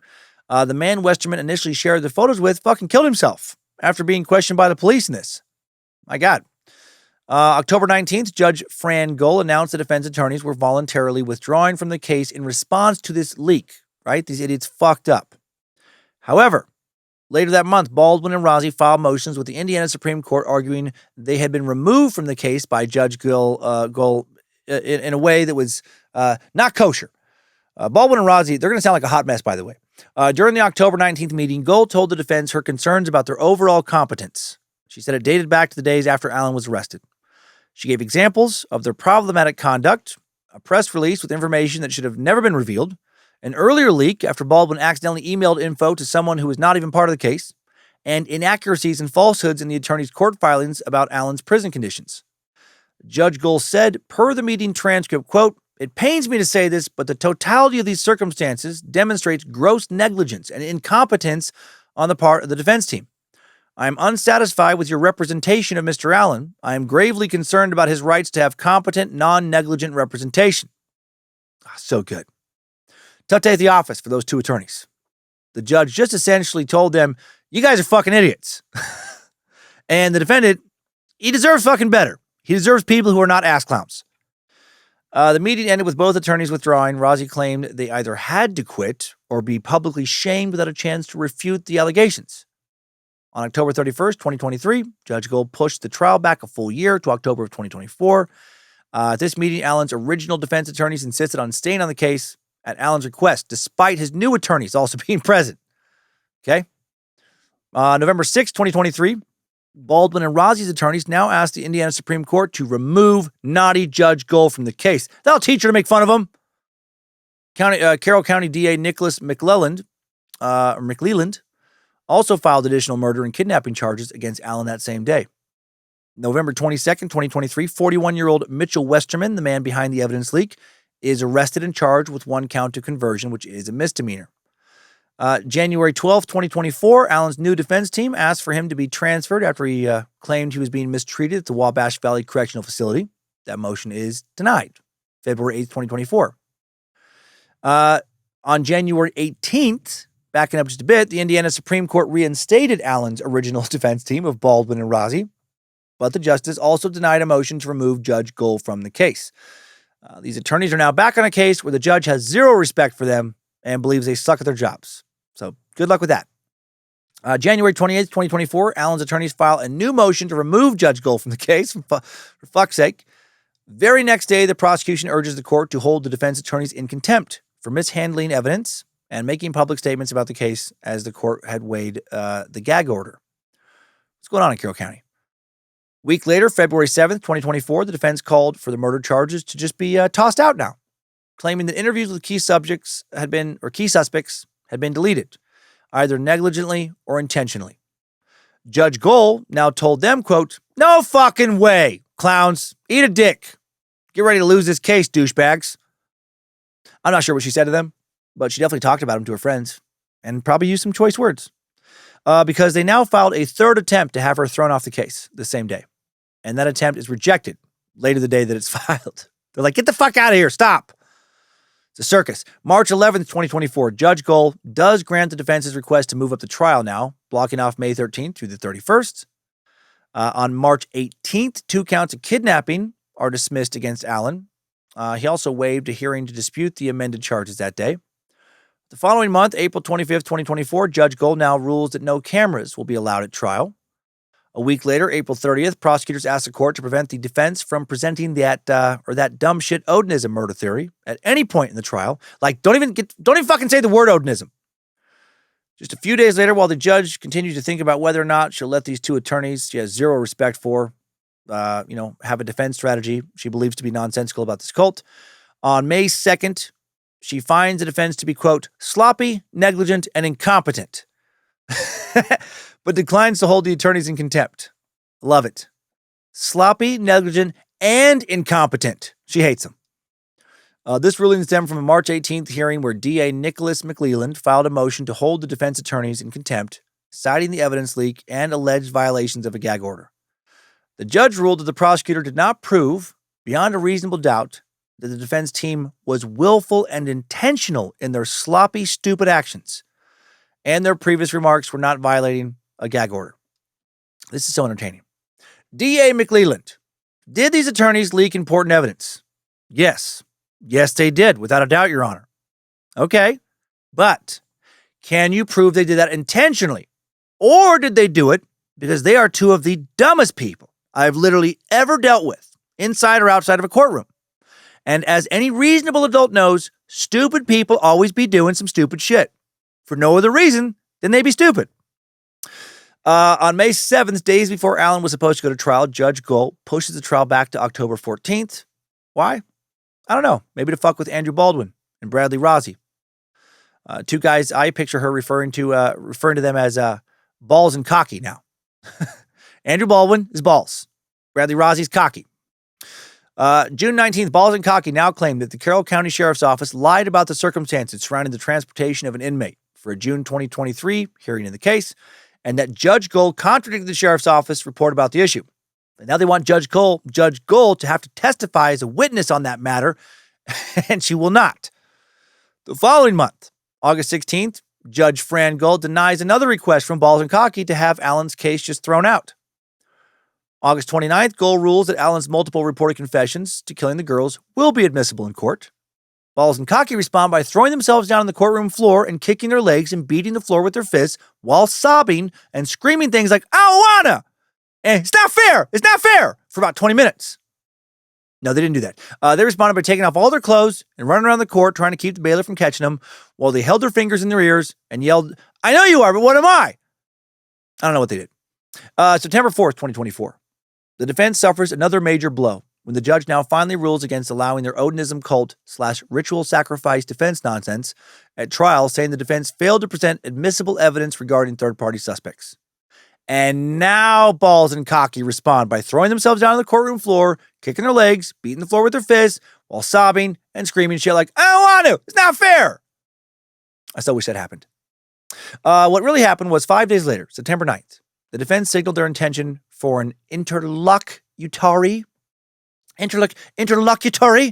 appeal, challenging the decision of the Indiana Court of Appeals to keep Judge Gold in the case, arguing that Gold's decision hamstrung their defense and violated Allen's constitutional rights. The Indiana Court of Appeals responds by telling Balls and Cocky to, quote, go eat a bag of dicks. The whole bag, not just one or two. The court even ruled that they had to open their mouths when they said that they were done eating that bag of dicks and let a court agent inspect them to make sure they weren't just saying they ate the whole bag of dicks when really they still had a little bit of a dick hidden in their cheeks or maybe under their tongues. And while that, of course, didn't happen, Judge Gold was, yet again, not removed from this case. September 11th now, Prosecutor McClelland files an objection to the defense's call for an appeal, citing the potential for another trial delay. Gold denies the defense request for an appeal and says the trial will proceed as scheduled in October. On September 23rd, the defense files another motion, seeking to have the jury visit the crime scene and maybe, I don't know, look around for some Odinist cult runes. The state objects. Won't happen. September 26, 2024, Carroll County DA Nicholas McLeland responds to yet another defense memorandum, laying out the alternative Odinist theory. They just won't stop. Calling it, quote, a fanciful defense for social media to devour that is not supported by evidence. Balls and Cocky, they're so desperate, they won't let it go. After an evidence leak, countless legal filings, the removal and reinstatement of the defense team, and so many other delays in arguing with the judge, Richard Allen's trial finally starts on October 14th, 2024. 12 jurors and 2 alternates are selected that same day. 2 days later, on October 16th, the prosecution files a motion seeking to prohibit the use of the 2 widely circulated composite sketches. The judge will later rule them inadmissible. Opening statements began in another 2 days, October 18th. Prosecutor Nicholas McLeland tells the jury that the last thing the girls saw was Richard Allen's face. Then he told them, girls down the hill. And out of fear, the girls complied. McLeland assured the jury that Richard Allen was indeed the infamous and elusive bridge guy, that he stalked Libby and Abby, that he murdered them. He told them that Allen had confessed to details that only the killer would know, that he matched the description of the man seen on the bridge mere minutes before the murders occurred. Jurors would hear Allen's incriminating statements to correction officers, fellow inmates, law enforcement officers, even his own wife. He shared how Allen had planned to, quote, have his way with the girls, but was interrupted and killed them instead. McLeland revealed that the girls' throats had been cut, that Libby had been found naked and covered in blood, that Abby was dressed in Libby's sweatshirt and jeans, indicating she had also been nude. The prosecution further linked Allen to the crime by citing the bullet evidence that a bullet found near the girls came from the gun he owned, a gun he did not allow anyone else to use. The defense sought to cast doubt on the bullet evidence, questioning why investigators didn't take more images of the cartridge and suggesting the bullet could have come from a law enforcement weapon, except ballistics testing definitively ruled against that. These 2 dipshits really seem to be desperate again. The defense also raised questions about the absence of DNA evidence linking Allen to the murders. And that part, at least, is fair. Allen's attorneys argued that witness descriptions from February 13th, 2017 were inconsistent and suggested Allen only confessed because of a mental health crisis that was still not clearly defined. They pointed out that Allen had provided inaccurate details, such as claiming he had shot the girls in the back, when that was not how they died. They had not been shot at all. The defense alleged that the state mishandled and lost evidence, that the hair found in Abby's hand matched Libby's relatives rather than Allen, but investigators did not realize that for years because they didn't test it. The defense also now proposed another super dumb how are these idiots professional attorneys theory that bridge guy and perhaps some other guys accosted the girls at the south end of the bridge, forced them into a vehicle, drove them around to some place for hours, then returned 12 hours later while a huge manhunt is going on in town while the girls are still alive to just kill them near Deer Creek now. I'm sorry, what? What killer or group of killers, after getting away with kidnapping 2 girls they planned to murder, after driving away from them, or driving away with them, then 12 hours later, they drive these 2 girls back to literally the only place in the country crawling with people looking for said girls, where they then risk the still living girls drawing attention to them, while they then somehow very quietly kill them in the midst of so many people fucking looking for them, then sneak away a second time around a bunch of witnesses. That's as idiotic as suggesting in a trial centered on a bank robbery that the real bank robbers broke into the bank, opened up the safe, didn't take any money yet, they just left. Then, 12 hours later, while the police are literally at the fucking bank gathering evidence from a crime scene to find out if, money has been taken, they then now sneak back into that bank and then take money in front of the police officers and then sneak away a second time.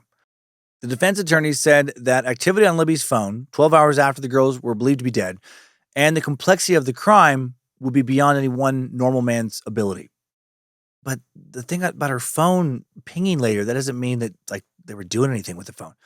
And also, what one man, couldn't do this? Right. Because one man has literally never, ever killed 2 girls in one day before and gotten away with it, just snuck away, not once. Had these attorneys literally never represented anyone charged with murder before? Had Balls and Cocky never listened to a podcast episode about a serial killer before?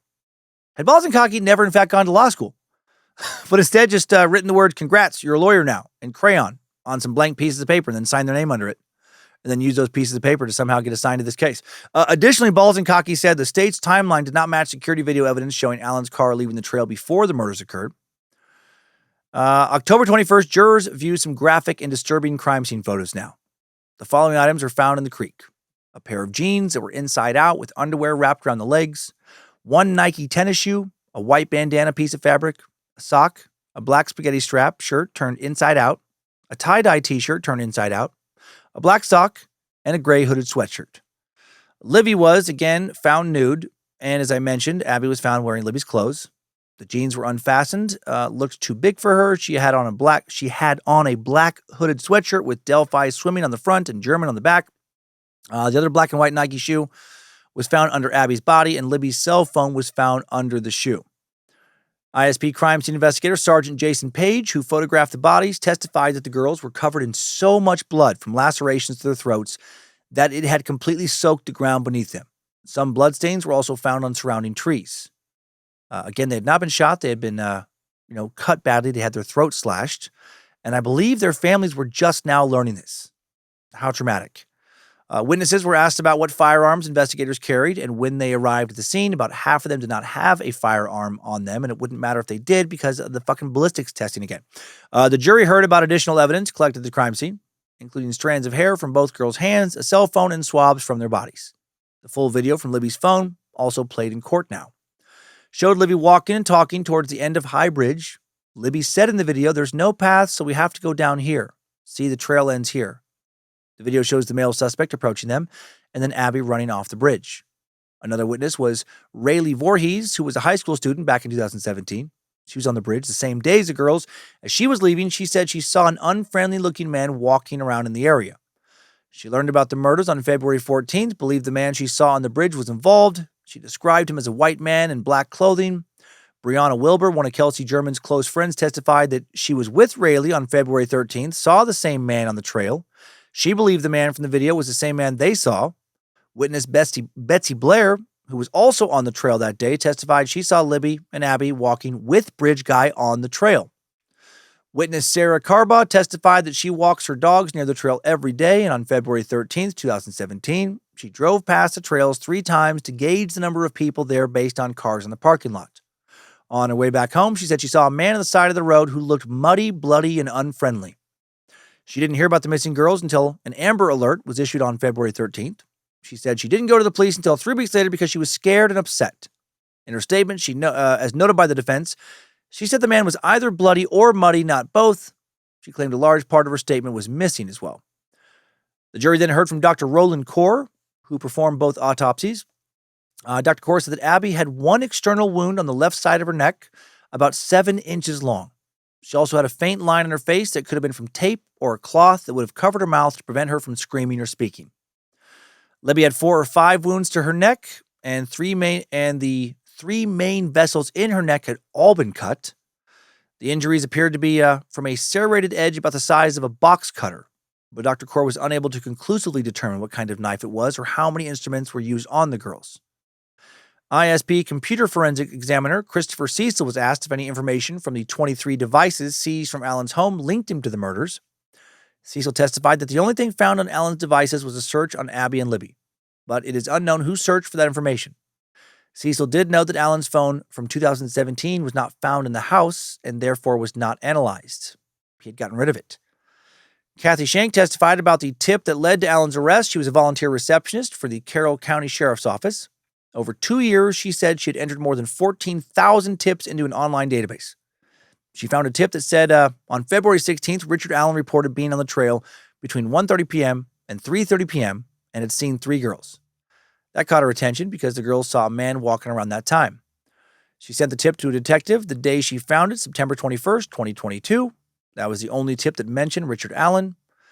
Indiana Department of Natural Resources Conservation Officer Daniel Doolin had originally been asked to follow up on leads. He started with Allen, that tip, back on February 18, 2017. He had called Allen, asked him to come to the station or meet at his house. Allen denied the request, ended up meeting at a grocery store parking lot instead. Allen said he originally stated he was at the bridge from 1 to 3 o'clock, but he recanted that statement, said it was 1:30 to 3:30 p.m. He said he saw 3 girls on the nearby Freedom Bridge, claimed he parked at the Farm Bureau parking lot, but it was clear he parked at the old CPS building and walked to the Freedom Bridge and then to the Monon High Bridge. Despite those inconsistencies, he was not questioned further at that time. Then over 5 years later, September 22nd, 2022, Officer Doolin received a message asking if he recalled his interaction with Richard Allen.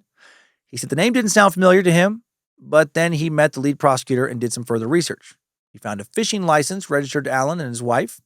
When Allen purchased the license, he had changed his height from 5'4" to 5'6". In April of 2017, he Thought it was unusual for an adult to change their height, especially by 2 inches. That is weird. But still, he wasn't questioned further. Steve Mullen, a former lead investigator, testified that he received a call on September 21st, 2022, from Sheriff Tony Leggett about Allen. Allen had 2 vehicles registered to him, a 2006 Ford 500 and a 2016 black Ford Focus. Mullen went to the Hoosier Harvest store to find video that could place Allen at the scene back on February 13th, 2017. He saw that the vehicle in question entered the frame at 1:27, which is significant because Allen said he arrived at the CPS building around 1:30. Mullen spoke with Allen on October 13th, 2022, after the sheriff told him he was obligated to go to the station. Allen said he went to his mother's house on the morning of February 13th and came home to get a jacket before heading out to the trail. Said he had walked past again 3 girls, but wasn't paying much attention because he was on his phone. His outfit that day was a blue or black Carhartt jacket, jeans, military-style boots, and a skull cap. Allen became agitated during his interview and then left the room. The police then ordered a search warrant for Allen's house. Investigators did find a blue Carhartt jacket during that search. ISP investigator Jerry Holman testified that he assisted in the search and explained to Allen that if there were any damages, he would give Allen a form to fill out. And Allen responded, quote, "It doesn't matter. It's over." And that doesn't look good. The court then heard testimony from a former detective, now current sheriff, Tony Leggett. When he testified, the jury viewed the enhanced video from Libby's phone. Leggett had already seen the video hundreds of times, so the prosecution asked him to tell the jury what he thought that the girls were saying. And according to Leggett, Abby said, "Is he right here? Don't leave me up here." Libby responded, "See, this is the path." And, "That be a gun. There is no path here." A male voice then heard saying, "Guys." The girl said, "Hi," and the male voice said, "Down the hill." October 28th, a forensic scientist testified that DNA evidence found at the crime scene did not match Allen. What? First, forensic firearm examiner Melissa Obert testified that she was given a .40 caliber Winchester Smith & Wesson bullet. It was in good condition. She saw 3 ejector marks on the head of the caliber, 3 extractor marks under the rim, miscellaneous marks on the primer, and miscellaneous articles in the rim around the primer. She determined that Richard Allen's gun, and only his gun, had cycled that particular bullet. DNA analyst Stacy Bozanovsky then reviewed 30 pieces of evidence for the crime scene, including sexual assault kits, and discussed what was found. Most of the swabs contained blood from either victim or a mixture of both. Hair found on Abby's pinky finger was determined to belong to Libby's sister, Kelsey German. There was no DNA evidence of a sexual assault. Furthermore, none of the items she tested contained Richard Allen's DNA, and none of the items seized from Allen's home connected him to the murders. The unspent cartridge had no DNA profile due to the item's size. There was some male DNA found under the girl's fingernails and from external genital swabs, but no DNA sufficient for testing was found. The amounts detected were, quote, very, very little. And the presence of male DNA likely came, according to investigators, from the girls living with a man or sharing clothing with a male, not necessarily from a sexual assault. She tested socks and underwear found in the creek as well as Nike shoes, but the water had made it difficult to obtain DNA samples. 72 rootless hair fibers were sent to the FBI for testing. 3 of them had DNA inconsistent with either girl, but Bozanovsky decided not to do additional testing because of the likelihood those fibers would be destroyed in that testing process. Investigators also determined that a hair found on the sheet inside of Libby's body bag came from another female whose identity was not known. A blood spatter expert, Patrick Cicero, testified that there was water mixed with the blood on Libby's face and that water could have come from tears. Cicero testified that he was asked to provide insight on the case in February of 2024. He was not at the crime scene in 2017, but relied on photos and reports. He did visit the scene to do a reconstruction as well. Based on blood patterns at the scene, he said that Libby was likely sitting when her throat was cut, that she then fell over, leaned over her leg. He said that Libby was likely badly injured when her throat was slashed, but not killed right away, and that she then ran to the spot where she did die. He believes her body was then dragged back to the location beside Abby. Abby only had blood in the area of her neck injury. Her body was in a boxer's position. She did not have blood on her hands or sleeves, and the lack of blood on her hands led him to believe she was unconscious or restrained in some way when she was killed. Otherwise, she would have instinctively grabbed at her wound. He also testified that it likely took, quote, some time for Abby to die. Parts of Allen's October 13th, 2022 interview with Steve Mullen and Tony Leggett were played in court. They discussed a statement from February 2017, asked them to walk them through his day on February 13th. Allen was asked about searching his phone, to which he responded, It sounds like I'm going to be somebody's fall guy. Alan wanted the police to know he wasn't questioning their integrity, but based on the conversation they were having, he said, "It's like you think I did it." Mullen asked to search his home, but Alan would not let him do so without a warrant, and then they showed up with a warrant a few hours later. Alan then agreed to let the police go through his phone and was just about to hand it over, then he pulled it back, said he needed to speak to his wife first. ISP investigator Jerry Holman spoke to Alan on October 26, 2022, the day of his arrest. He said that Alan denied any involvement in the murders over 30 times, saying, "I didn't do it. I don't know what you're talking about." Holman told Alan he could face the death penalty, and Alan then said, quote, "Go ahead, kill me. You'll make my wife rich. I've been dealing with wanting to die for years." Ugh. Westville Correctional Facility Warden John Gallipo testified that Alan was largely quiet for the first 3 months of his incarceration, but then started to behave erratically, like big time. Started doing shit like washing his face in the toilet and also taking a shit on the floor of his cell. Alan also confessed to the murders in person and via notes during this time period. On March 15th, 2023, Alan first said he was ready to confess. He said he killed the girls with a box cutter that he then disposed of at CVS. Several officers who were on Alan's suicide watch testified he confessed multiple times to them. Like the warden, they testified that he was normal when he first arrived to WCF. But then after a few months, he began doing shit like drinking out of the toilet and also rubbing his shit on himself. They said that at one point he asked for World War III. Okay. And one of the COs noted in their log that they heard Alan say that the funniest joke he'd ever told was killing those girls. CO Jason Bedwell also noted in one of his logs that he heard Alan say to himself, "I'm sorry for what I did. I'm sorry for killing those girls." Was he going crazy because he was an innocent man, feeling like he was being framed for 2 horrible murders? Or was he going crazy because of a guilty conscience? Or because the walls were closing in and he started to believe he never was going to walk free again? CO Michael Clemens noted in his prison log that Alan said, "I, Richard Matthew Allen, killed Abby and Libby by myself. No one helped me." On November 4th, a defense expert testified about Alan's mental state in prison. They said that Alan had a history of mental health issues, including depression, and had experienced psychosis. Dr. Monica Walla was Alan's psychologist at Westville. She told the court that Alan had confessed to the murders multiple times to her. She said that he admitted that he had followed the girls, ordered them down the hill, and that he initially had intended to rape them, but not kill them, but then got worried about getting caught. She said that he admitted to cutting their necks and then quickly covering their bodies with sticks, and that he had expressed a desire for closure and wanted to apologize to the victims' families. She also agreed that Alan's mental health deteriorated over the course of his incarceration and that he had exhibited erratic behavior such as eating his own shit, banging his head into cell walls, and skipping meals. Wait a minute. Is eating your own shit considered erratic behavior? Like, for real? Like, even if you have super tasty shit? Just, just curious. Just asking for a friend. From April to June 2023, she testified that Alan was paranoid, depressed, and that he began writing suicide notes and giving away his belongings from his cell. Alan had told Dr. Walla during an April 5th, 2023 session, quote, "I killed Abby and Libby. I'm sorry." Alan had a mental breakdown, April 24th, 2023, had to be involuntarily injected with a sedative for his own safety. Then a week later, May 2nd, Alan confessed again, saying, "I killed Abby and Libby. I will kill everyone." During yet another confession, Alan made nonsensical statements that he, quote, "killed myself and my family and my best friend." He was fucking cracking up. After a May 3rd meeting, Dr. Walla diagnosed Alan with brief psychotic disorder with disorganized speech and behaviors, but no delusions or catatonic behavior. Also, and this is important to note, she thought Alan was faking some of the behaviors he presented. She found the timing of his erratic behavior fairly suspicious. Some of his new symptoms increased, and he began confessing directly after he'd received information about the evidence the prosecution was going to present against him at trial.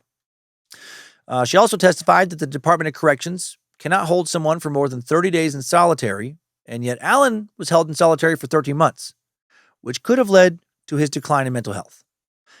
Okay, sure, but probably better for his health, his mental health, than to have put him with other prisoners who might have shanked the fuck out of him, though.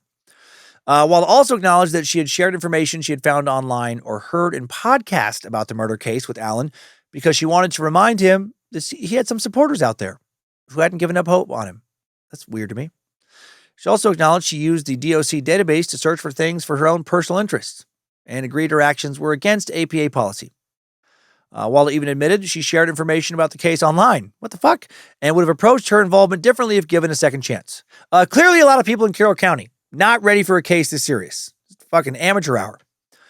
The next witness to testify was Master Trooper Brian Harshman, who had monitored Allen's communications in jail. 8 of Allen's calls were played for the jury.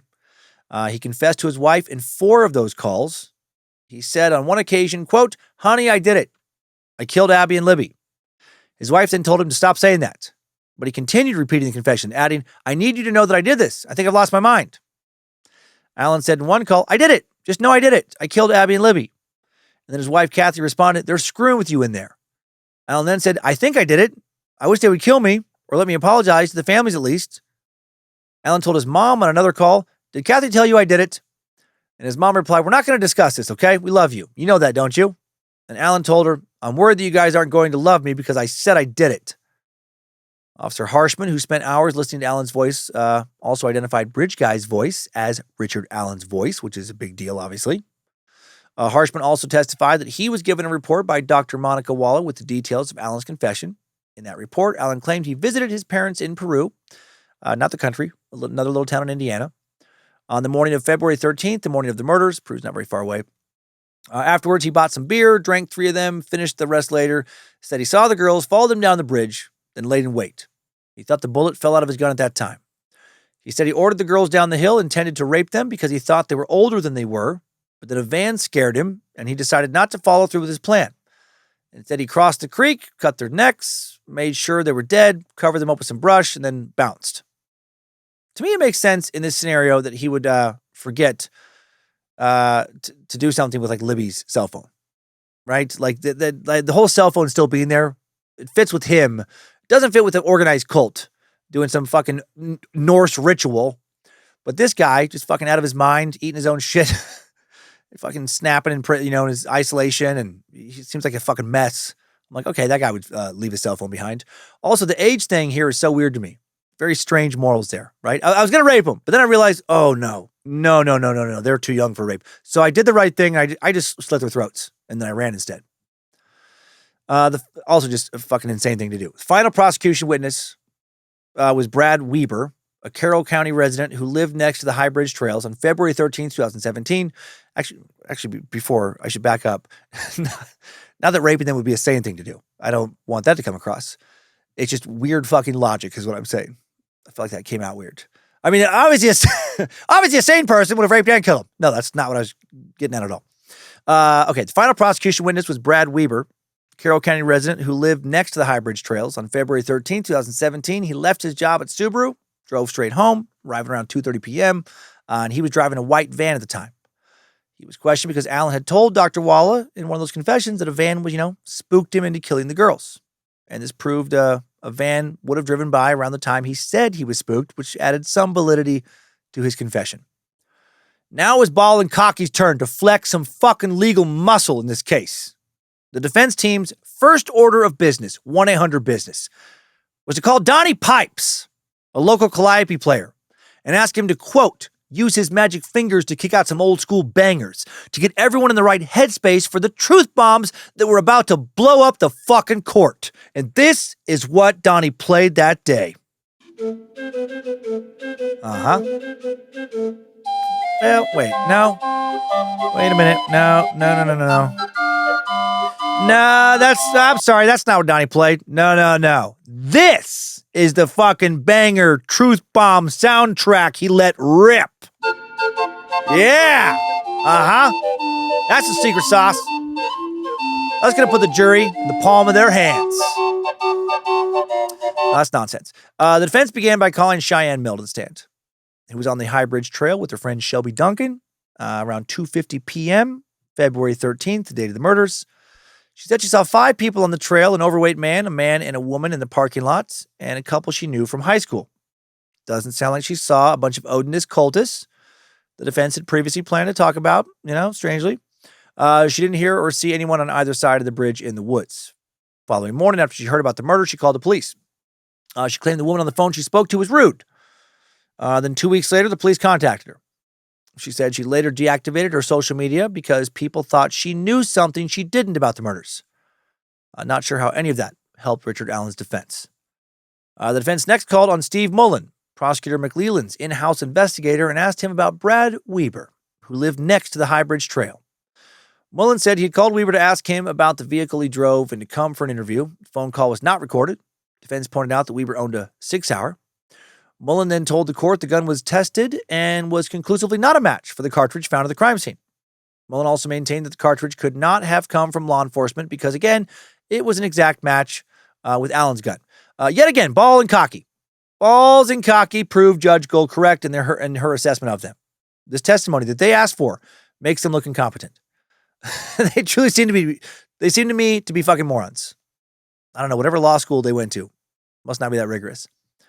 Deanna Dwenger, a psychologist for the Department of Corrections, testified next. She said that in April of 2023, Allen was diagnosed with a serious mental illness, and a team of professionals concluded he had a, quote, grave disability. Not sure what that has to do with his ability to murder or not, though. But at least, I can see how this witness is, what they're doing with her. They're trying to cast doubt on the validity of Allen's confessions. The defense then called on former Carroll County Sheriff Toby Lesenby, who testified he believed until August 2023 that at least 2 people were involved in the murders. Former Delphi Fire Chief Daryl Starrett also testified that he did not see any clothes in the creek during an initial search, but Abby's jeans and jacket and Libby's t-shirt were found in a nearby river later, which I guess, was they're trying to play this up like the killers, kidnapped the girls and then left for a while and then came back with them. Next up was Dr. Polly Westcott, a neuropsychologist. She started working with the defense in May of 2023. She testified that Allen had an extensive mental health history. He constantly felt like he was letting his family down and arrived at the Westville Correctional Facility with depression and anxiety. She testified that Allen has a dependent personality disorder. He depended on his wife, and when cut off from her, his depression escalated to psychosis. She determined that he was not faking or exaggerating his symptoms. Allen's daughter, Brittany Zapanta, and his half-sister, Jamie Jones, were then asked if Richard had ever molested them, and they both said no. And if he had molested them, how could he have possibly ever molested anyone or even wanted to? Brittany also testified that her father's appearance did not change prior to 2018, basically that he did not try to disguise himself in the wake of the murders, and she said he took her out on the trails after the murders and did not act differently than he had before. And then the defense rested November 6, 2024. Closing arguments delivered on the following day, November 7th. During closing arguments, Professor Nicholas McLeland showed the jury graphic photos of the girls' bodies, the video of the suspect taken from Libby's phone, and a recording of Allen's confession. In closing, McLeland told jurors that Allen's remark about the van was a detail only the killer would know. And now the defense closes by bringing back Donnie motherfucking Pipes into the courtroom, who plays another old school banger called Goofus. Picture this. While this fucking hot track plays, Balls and Cocky do a synchronized jig they'd rehearsed for months, while staring at the jury foreman, never blinking once, never breaking eye contact. When the song finishes, they each bow gracefully to the jury, sit down behind their desks, and say, at the same time, "That's all, folks." No. The defense argued that Allen should be acquitted because of a broken timeline, false confessions, and a lack of DNA evidence. There was no physical evidence tying Allen to the murders, and his confessions were involuntary due to him losing his fucking mind in solitary confinement. Hurting their closing arguments, Judge Fran Gull stood behind them, making crazy faces and aggressively thumbing down all of their important statements. I wish that had happened. 4 days later, November 11th, 2024, after deliberating for 19 hours, the jury announces their decision. Richard Allen is found guilty on numerous counts. He is convicted of felony murder for killing Abigail while attempting to commit kidnapping, felony murder for killing Liberty, murder for knowingly killing Abigail, and murder for knowingly killing Liberty. The following month, December 20th, 2024, Richard Allen is sentenced to 130 years in prison. Libby's mother, Carrie Timmons, then made an emotional victim impact statement. She said, "As Libby's mom, I am left with so many what ifs. I'm left without memories of her growing up, getting her driver's license and first car, her first job. She didn't get to graduate and go on to college. We were cheated out of seeing her be the best auntie. She doesn't get to fall in love, get married, and have babies. She was robbed of the opportunity to experience life and fulfill all of the dreams and aspirations she already had at such a young age. While there will never really be justice or closure, and nothing will bring my daughter back, I am so very proud of her for not only exposing her and Abby's killer, but also bringing much needed attention to so many cases near and far. This tragedy has not completely stopped Libby from accomplishing at least one dream from beyond the grave. Her courage and strength will live on as she guides us through this lifetime. Until we meet again, she is my sunshine. And that is fucking beautiful.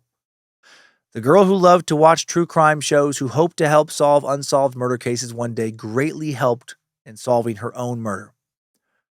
A week before I recorded this episode, March 13th, 2025, directly following the full 43-second video Libby recorded shortly before she died being released to the public, Richard Allen's attorneys filed an appeal against all the charges against him. Andrew Baldwin, a.k.a. Balls, going to represent Allen still. Bradley Rozzi, a.k.a. Cocky, appears to have moved on.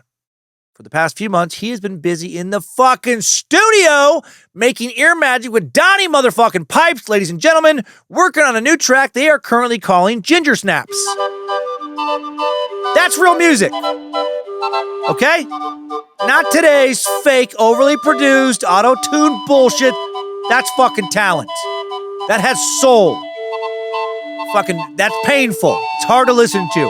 I don't like it. For real now.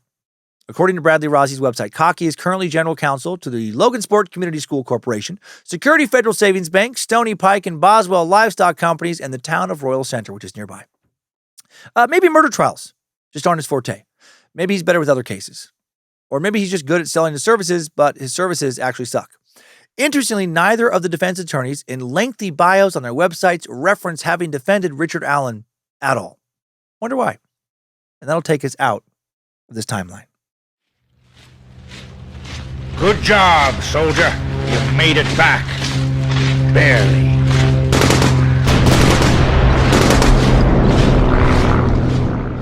And before I share some final thoughts about this tragic Indiana double murder and the shit show of a trial, we have another ad from one of the sponsors we had last week.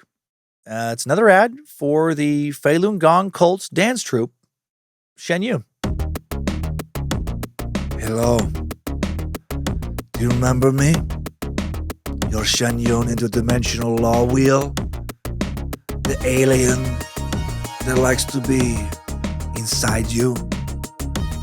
I want us to make so many law bodies together. I want us to consummate our cultivation. I want you to feel my giant gong. I want it to fertilize your shing-shing. And I want us to dance. So dance with me. Relinquish your lust. Do not deny it, you dirty little piggy.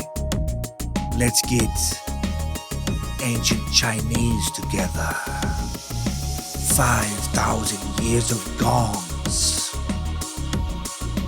5,000 years of shing-shing law bodies. Consummating, cultivating. Get your tickets now to Shen Yun, performing at the Carroll County Fairgrounds this Friday. The greatest show in Indiana since Dick Bruiser first entered the ring, or I guess maybe it would make more sense to say since the last time Dick Bruiser entered the ring.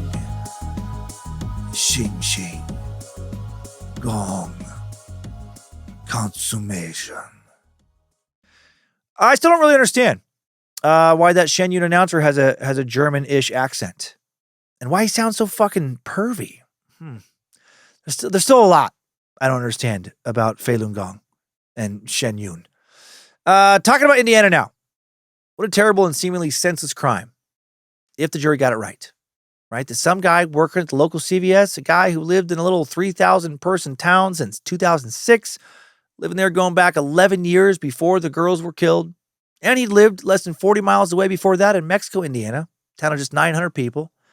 How strange and scary that a guy whose entire criminal history only included 2 traffic citations before these murders. A speeding ticket from 2005 and a ticket for driving without a seatbelt in 2003. That he could just fucking snap, pull out a gun, march a 13-year-old and 14-year-old girl down a creek's bank to rape them along a trail within walking distance of his house. Girls he had to have seen around his small town many, many times for years. Then he panicked, slashed their throats with a box cutter, covered up with some brush, then just got right back to work at the CVS. CVS within walking distance of both his home and the murder site.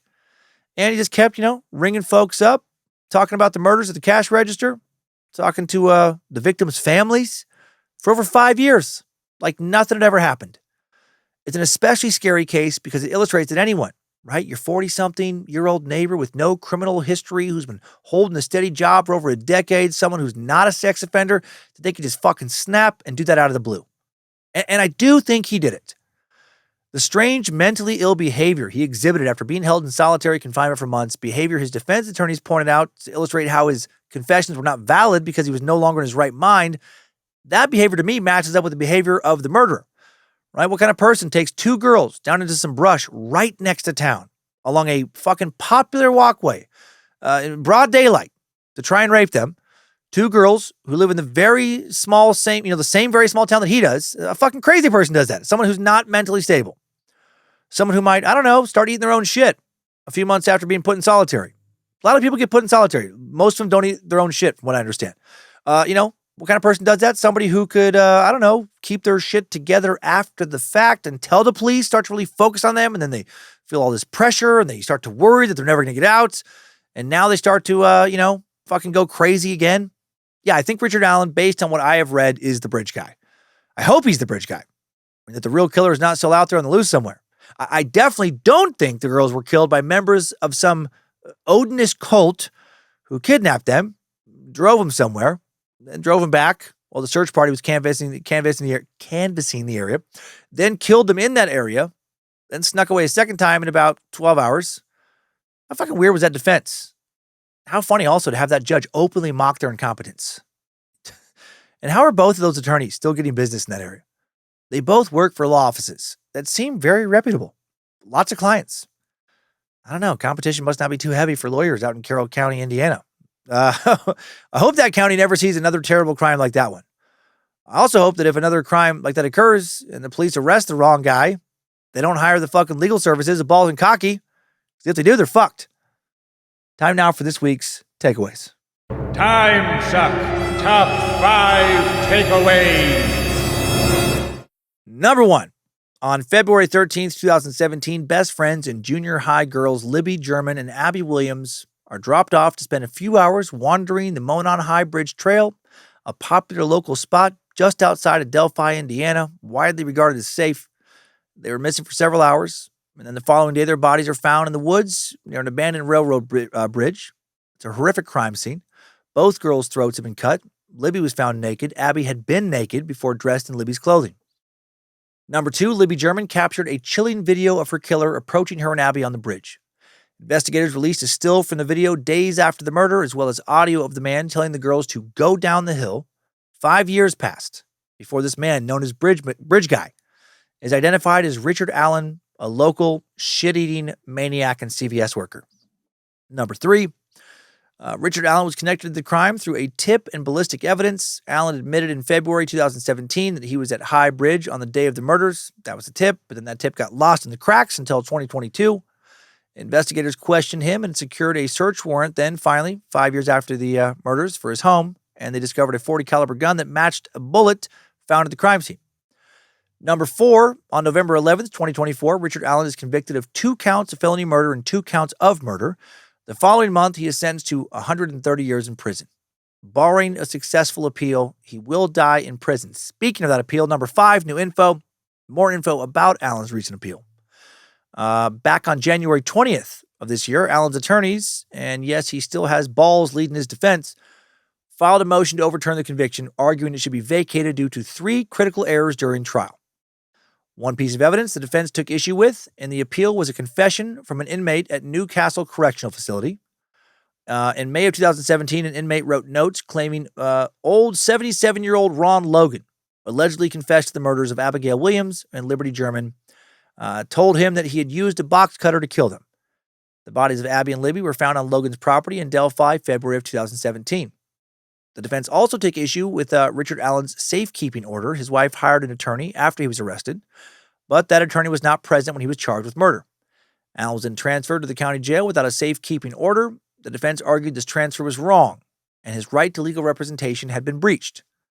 And the third issue centers around trial witness Brad Weber. Prosecutors should have corrected false evidence about the van's timing, they said. During the trial, they presented surveillance showing the van in the area at 2:44 p.m., 14 minutes later than what the prosecution said. None of that seems all that significant to me. Then in mid-February, Allen's defense requested letters and taped interviews with an inmate named Ricky Davis, who said he spoke with two men who admitted they were involved in the murders. Davis told the defense he sent up to 8 letters to prosecutor Nick McLeland during Allen's trial.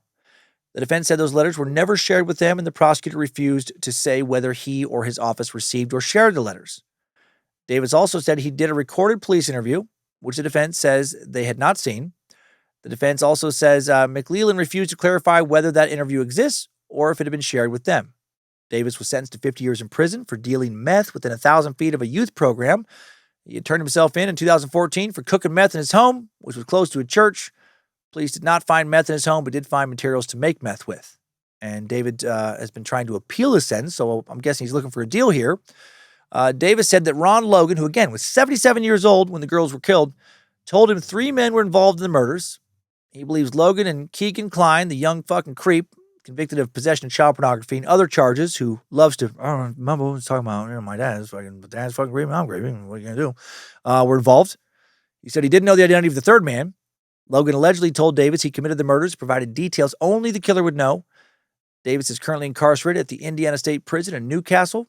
Klein was transferred there in 2024. Davis claims that Klein told him that he and Ron Logan shared child porn with each other.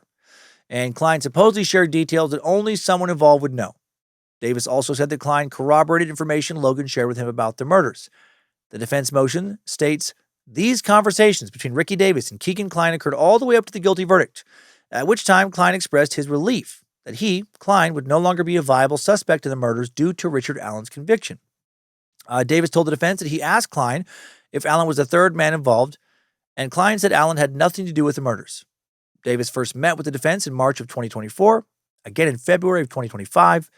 During that second conversation, Davis told defense attorney Andrew Baldwin, old fucking balls, that he was holding back because he had not heard many details from Klein yet, and he wasn't sure Allen wasn't one of the people involved. Davis was shocked to hear that the defense never received his recorded interview and letters. According to the defense's motion, quote, on the evening of February 12, 2025, defense counsel Baldwin sent an email to Nick McLeland and his in-house investigator Steve Mullen requesting they produce both those letters and any video recording in their possession of an interview with Ricky Davis.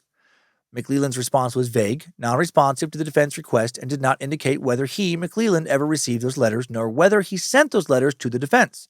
In other words, McLeland never confirmed or denied the existence of said letters. Neither did he confirm or deny that he provided the aforementioned Ricky Davis letters to defense counsel. Baldwin requested the letters again February 13th, didn't get an answer by the time he filed the motion on February 14th. The state, however, countered that Davis, quote, miserably failed a polygraph test when investigators pushed him for more info. And on February 18th, 2025, Special Judge Fran Gull, that judge who fucking hates balls and cocky, denied the motions filed in January and February by the defense. 10 days later, on February 28th, the prosecutor responded to the defense's motion to preserve evidence from Ricky Davis. Prosecutor Nick McLeland wrote, quote, most of what Ricky Davis told Allen's defense attorney Andrew Baldwin is false. As mentioned, Davis claimed he sent 8 letters, up to 8 letters to the prosecutor. Records show he sent 3. A little bit different number than 8. 2 of them were attached to the motion. And check this out, McLeland further wrote, quote, the letters in fact accuse Richard Allen of committing the murders. So fucking Davis is playing both sides. He's trying to get a deal from the defense and the prosecution, and he's telling each side whatever he thinks they want to hear, and completely contradicting himself. In the first attached letter, Davis wrote that Keegan Klein, Klein's father, Ron Logan, and Richard Allen were all involved, writing, quote, I am told they all had their hands in this murder. Then in his second letter to the prosecutor's office, Davis wrote that Baldwin had visited him. He wrote to the prosecutor, quote, Mr. McLeland, this ignorant lawyer was hinting me to lie for him and his client, saying that I should know how it is.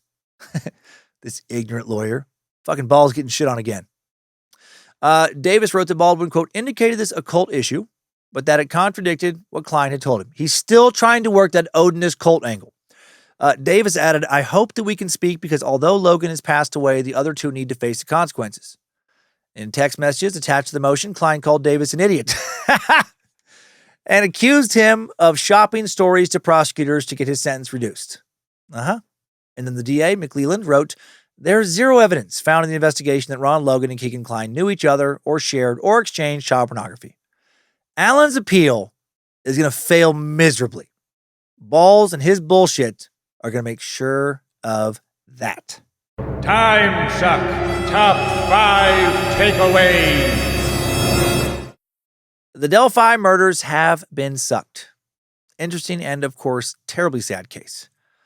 Thank you to the Bad Magic Productions team for helping in making Timesuck. Thanks to Queen of Bad Magic, Lindsay Cummins, doing so much so I can focus on this.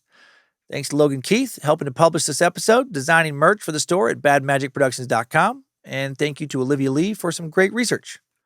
Also, thanks to the All Seeing Eyes, moderating the Cult of the Curious private Facebook page. The Mod Squad, making sure Discord keeps running smooth, and everyone over on the Timesuck and Bad Magic subreddits.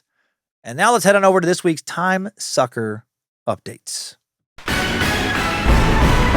Updates? Get your Timesucker updates.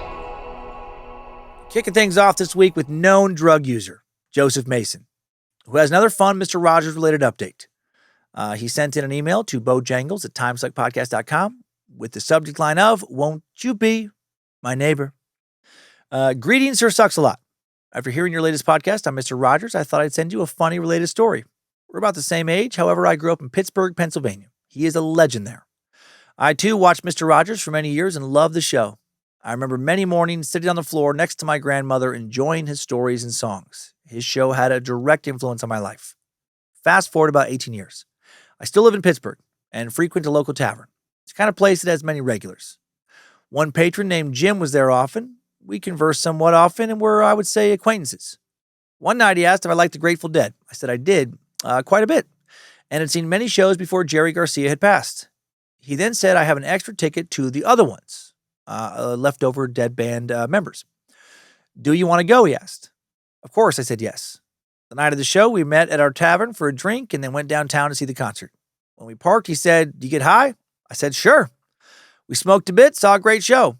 Fast forward another 3 weeks, I see Jim in the tavern. I sit down next to him and bullshit for a while, then someone comes up to Jim, hands him a framed picture of Mr. Rogers and a letter.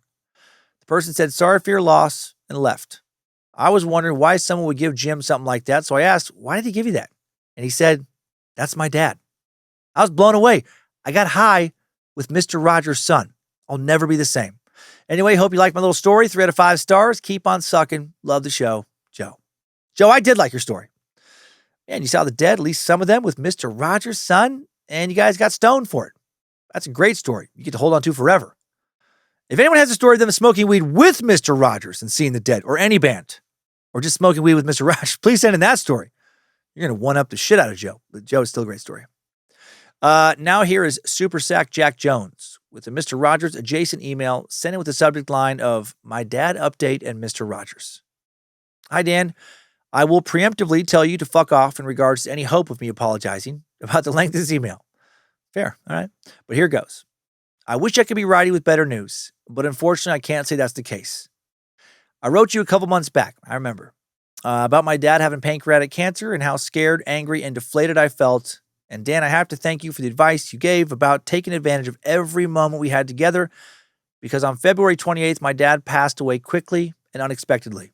He went in for a routine procedure to get his pancreas checked out with an endoscopic camera, and that would go down his throat on the Wednesday before. Well, someone fucked up and perforated an artery, either didn't notice or he had gone, like the Wednesday before. Someone had perforated an artery and either didn't notice or failed to address it, and 2 days later, his entire body shut down. His organs failed, and not even an hour after I made it to the hospital and said my last goodbye, my dad died while I held his hand. The last few weeks have been incredibly hard. I am gearing up for finals at school. My house looks like a tornado hit it, and I've had neither the time nor energy to clean it. And I'm just so fucking tired and sad. But today I listened to your episode on Mr. Rogers, and it reminded me so much of my dad. Despite having decidedly the exact opposite childhood, my dad growing up poor, but with many friends, they ended up very similar. My dad was a lawyer, and was the kind of lawyer who, when a client approached him but could not afford his fee, he would never turn them away. He did legal work for an apple farmer, and in lieu of payment, my family got cases of apples and apple cider for the next 2 years. He constantly gave free legal advice and services to family and friends who would always find a way to help anyone with any problem, big or small. He always said I would have made a good lawyer, mostly because I could come up with a new bullshit argument on the spot to suit my agenda at a moment's notice. But he discouraged me from the practice because, quite frankly, it was, quote, miserable work, in his opinion. Instead, he encouraged me to do what made me happiest and taught me to love every person like they were my family, regardless of color, creed, sexual orientation, or any other identifier. He also taught me to be generous to a fault, some instances. His first lesson he ever taught me was, if you have $2 in your pocket and your friend needs $2, that's their $2. Needless to say, the episode was giving me the sniffles from the start, but when you talked about his fear of dying being based on not having done enough of what he wanted to do for the world, I started bawling. This was the saddest part of my dad's passing to me. There was so much he still wanted to do, so many people he wanted to help. My first college graduation, he wanted to see me walk in, all taken from him because some dipshit didn't pay close enough attention. But that wasn't the lesson I left the episode with. It was instead that, much like Mr. Rogers, the legacy my dad left behind and the lives he touched was so positive, so special, so important, and more than anything, that is what I should be grateful for. Thank you, Dan. This day, week, and month have still been incredibly hard, but I appreciate the little bit of peace that episode brought me. Keep on sucking, Jack Jones. Damn, Jack.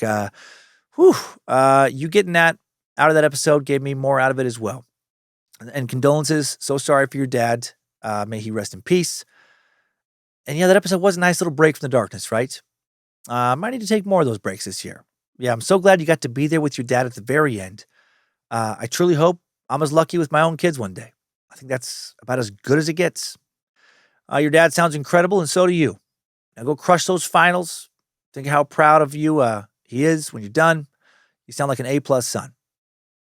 And now extra info, Sack Jug Douglas shares a fun Mr. Rogers update. He sent in the following email with the subject line of Mr. Rogers made the best Batman possible.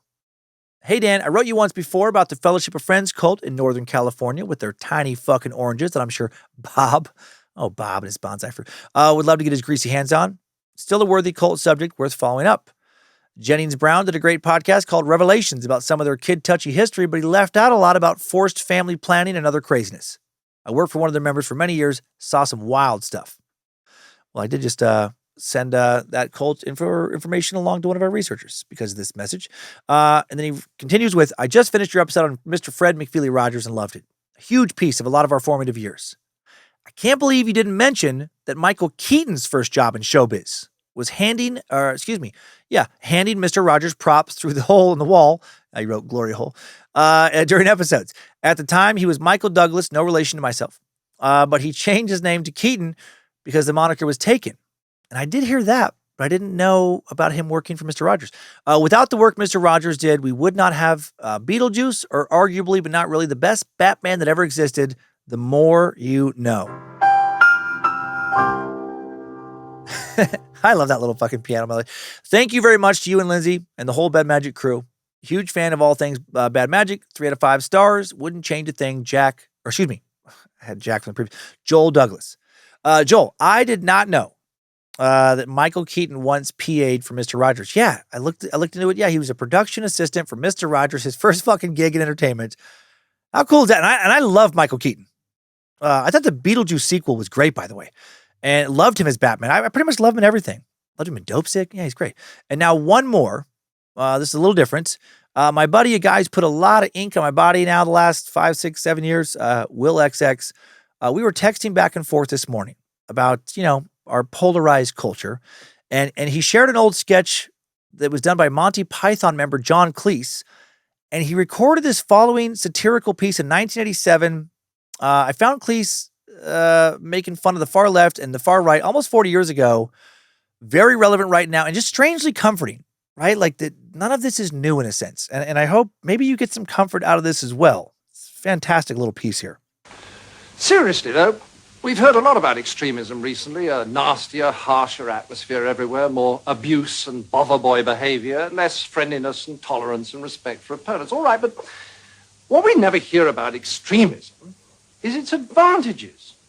Well, the biggest advantage of extremism is that it makes you feel good. Because it provides you with enemies. Let me explain. The great thing about having enemies is that you can pretend that all the badness in the whole world is in your enemies and all the goodness in the whole world is in you. Attractive, isn't it?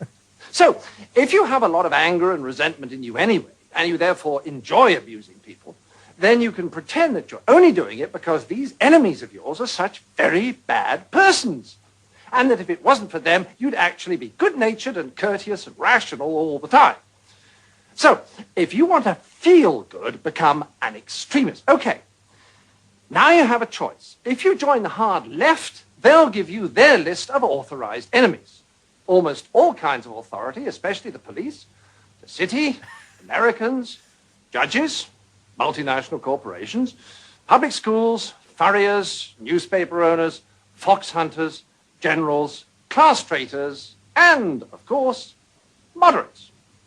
Or, if you'd rather be an extremist on the hard right, no problem, fine, you still get a lovely list of enemies, only they're different ones.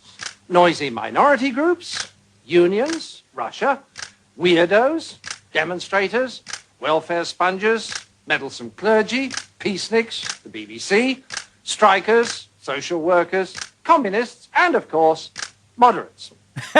And upstart actors. Now, once you're armed with one of these super lists of enemies, you can be as nasty as you like and yet feel your behaviors morally justified. So you can strut around abusing people and telling them you could eat them for breakfast and still think of yourself as a champion of the truth, a fighter for the greater good, and not the rather sad paranoid schizoid that you really are.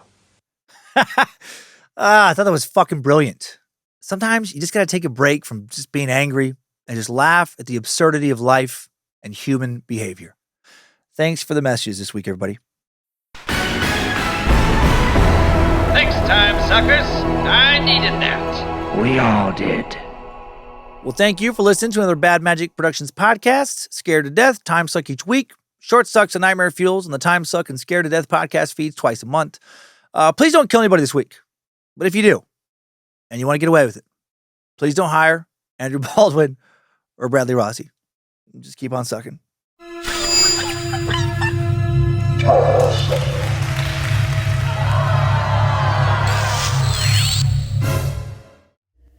Bad Magic Productions. Now let's hear one more hot new banger by Donnie motherfucking Pipes, bringing that old school soul to the Calliope with another little number he's currently calling Dick Bruiser. So good. So fresh. So circus. Hope you hear this one in your dreams, meat sacks. Every night. For the rest of your life.